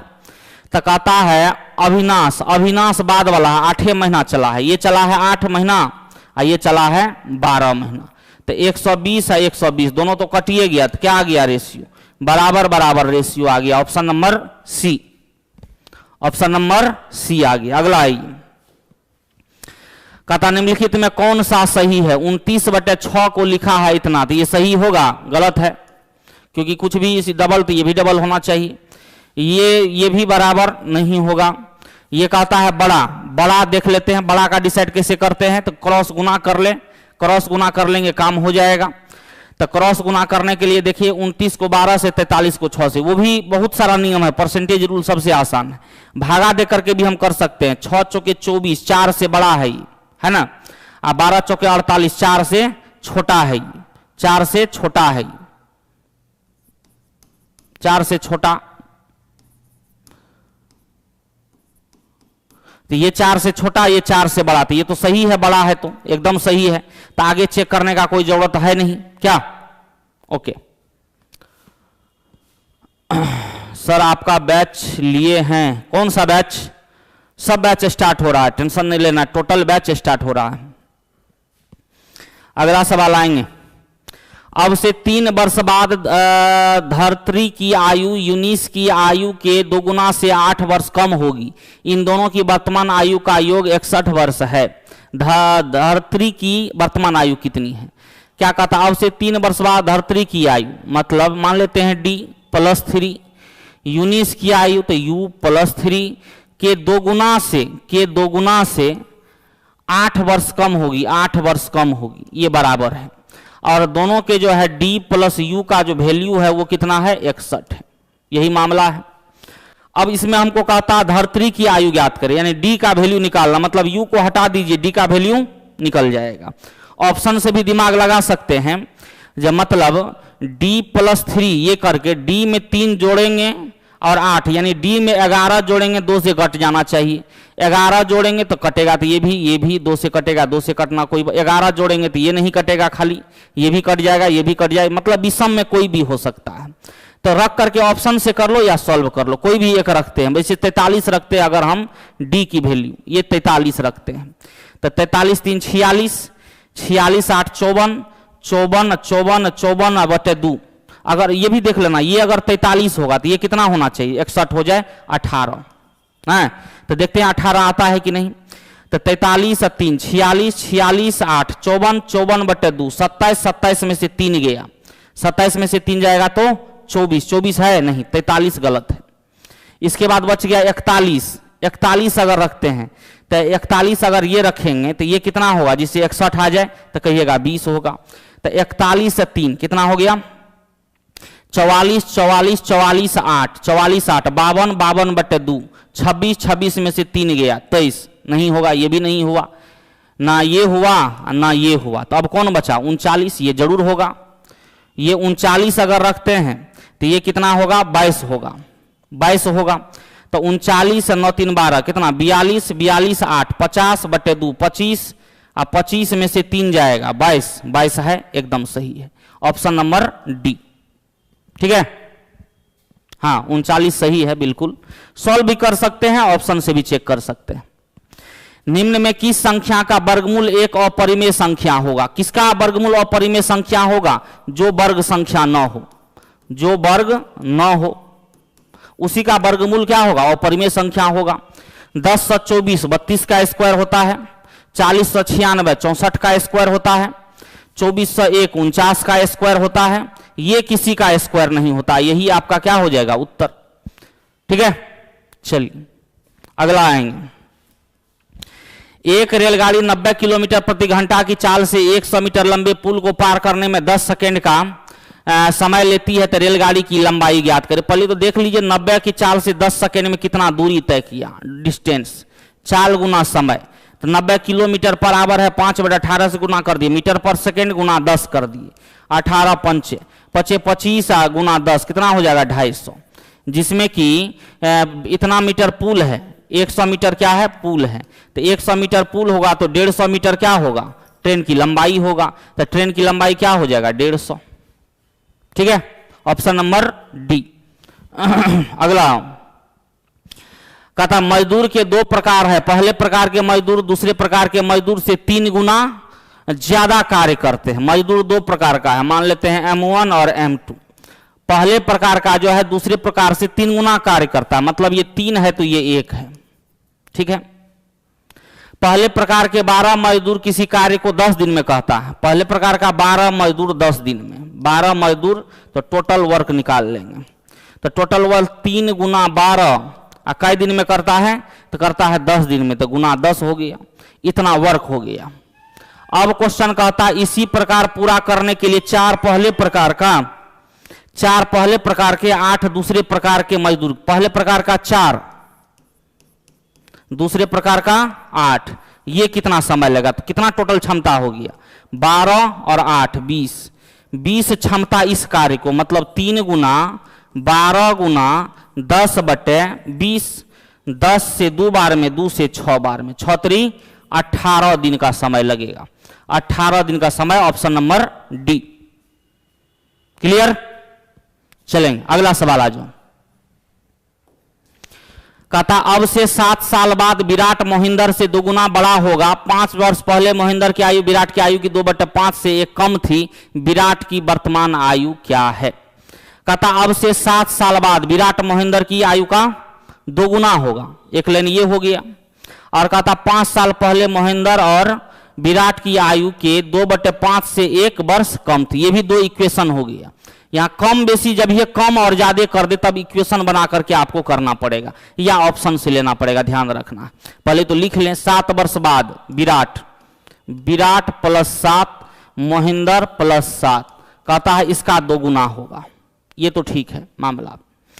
अब चलो एक इक्वेशन ये हो गया, फिर कहता है 5 वर्ष पहले मोहिंदर की आयु, 5 वर्ष पहले मोहिंदर की आयु, तो विराट का क्या हो जाएगा V-5, विराट की आयु के 2/5, इसका 2/5, 2/5 से 1 वर्ष कम था -1, ये हो गया, इक्वेशन लिखा गया क्या 55 ईयर, अच्छा आ गया है कोई बात नहीं, इक्वेशन लिखा गया। फिर ऑप्शन ए से सेट करना है, ऑप्शन से सेट करेंगे। पहले तो 7 जोड़ने पर 2 से कटना चाहिए, ये तो काम हो गया। 7 जोड़ने पर मतलब विषम संख्या होने वाला है और कुछ नहीं, विषम में सब ऑप्शन है। उसके बाद यहाँ ये भी ध्यान रखना है, तो ये जो है m का वैल्यू में 5 अगर घटाएंगे तो 2 से कटना चाहिए, 1 जोड़ेंगे, खैर वो तो लंबा प्रोसेस है। कितना आ गया है 55 ईयर ला चुका है, तो कोई बात नहीं, देख लो या तो सॉल्व करेंगे या ऑप्शन से सेट करेंगे। अभी एक निकाला हुआ का था 55 वर्ष आया सर, तो निकाला हुआ तो एक बार चेक कर लो, और क्या है कि ना। हाँ, सभी लोग एकदम लाइक शेयर एकदम सब्सक्राइब कर देगा सभी लोग, बिल्कुल क्लियर है। ऑप्शन से बैठाएंगे या क्या करेंगे, सॉल्व कर लेंगे, दोनों काम कर सकते हैं। कब, जब कम ज्यादा रहे तब। 2 अंकों की वह संख्या ज्ञात कीजिए जो इसके अंकों के गुणनफल की तिगुनी है। अंकों की गुणनफल की तिगुनी है। अंकों की गुणनफल 8 चौके 32, गलत, 4 दूना 8 का तिगुना, तो ये तो है 8 तिया 24, 2 1 3 तिया 9, 6 3 18 तिया नहीं, ये है, क्योंकि ये जो है 2 + 4 का गुना 4 का क्या गुना है, 3 गुना है। 4 दूना 8 तिया 24, सही है, ऑप्शन नंबर बी। चलो आगे, अगला सवाल है 1600 की राशि पर 6 साल की अवधि के लिए 5% वार्षिक दर पर अर्जित ब्याज कितना होगा। कितना होगा, 6 पंचे 30% होगा। 30% किसका, 1600 का। 1600 का 30% कितना होगा, 16 तिया 48, 480 रुपया होगा। 480 रुपया, ऑप्शन नंबर बी। ठीक, लास्ट सवाल, मतलब मैथ का पहला सेट का।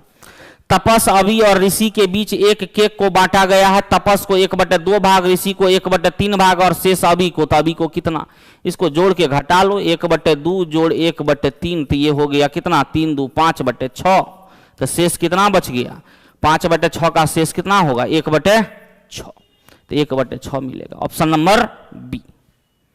क्लियर है, आसान सवाल था, इसी तरह रहता है इस सब एग्जाम में, फटाफट इसको बनाते चलना है। ठीक है, चलिए आज का सेशन आपका समाप्त हुआ, मिलते हैं फिर आप लोगों से कल।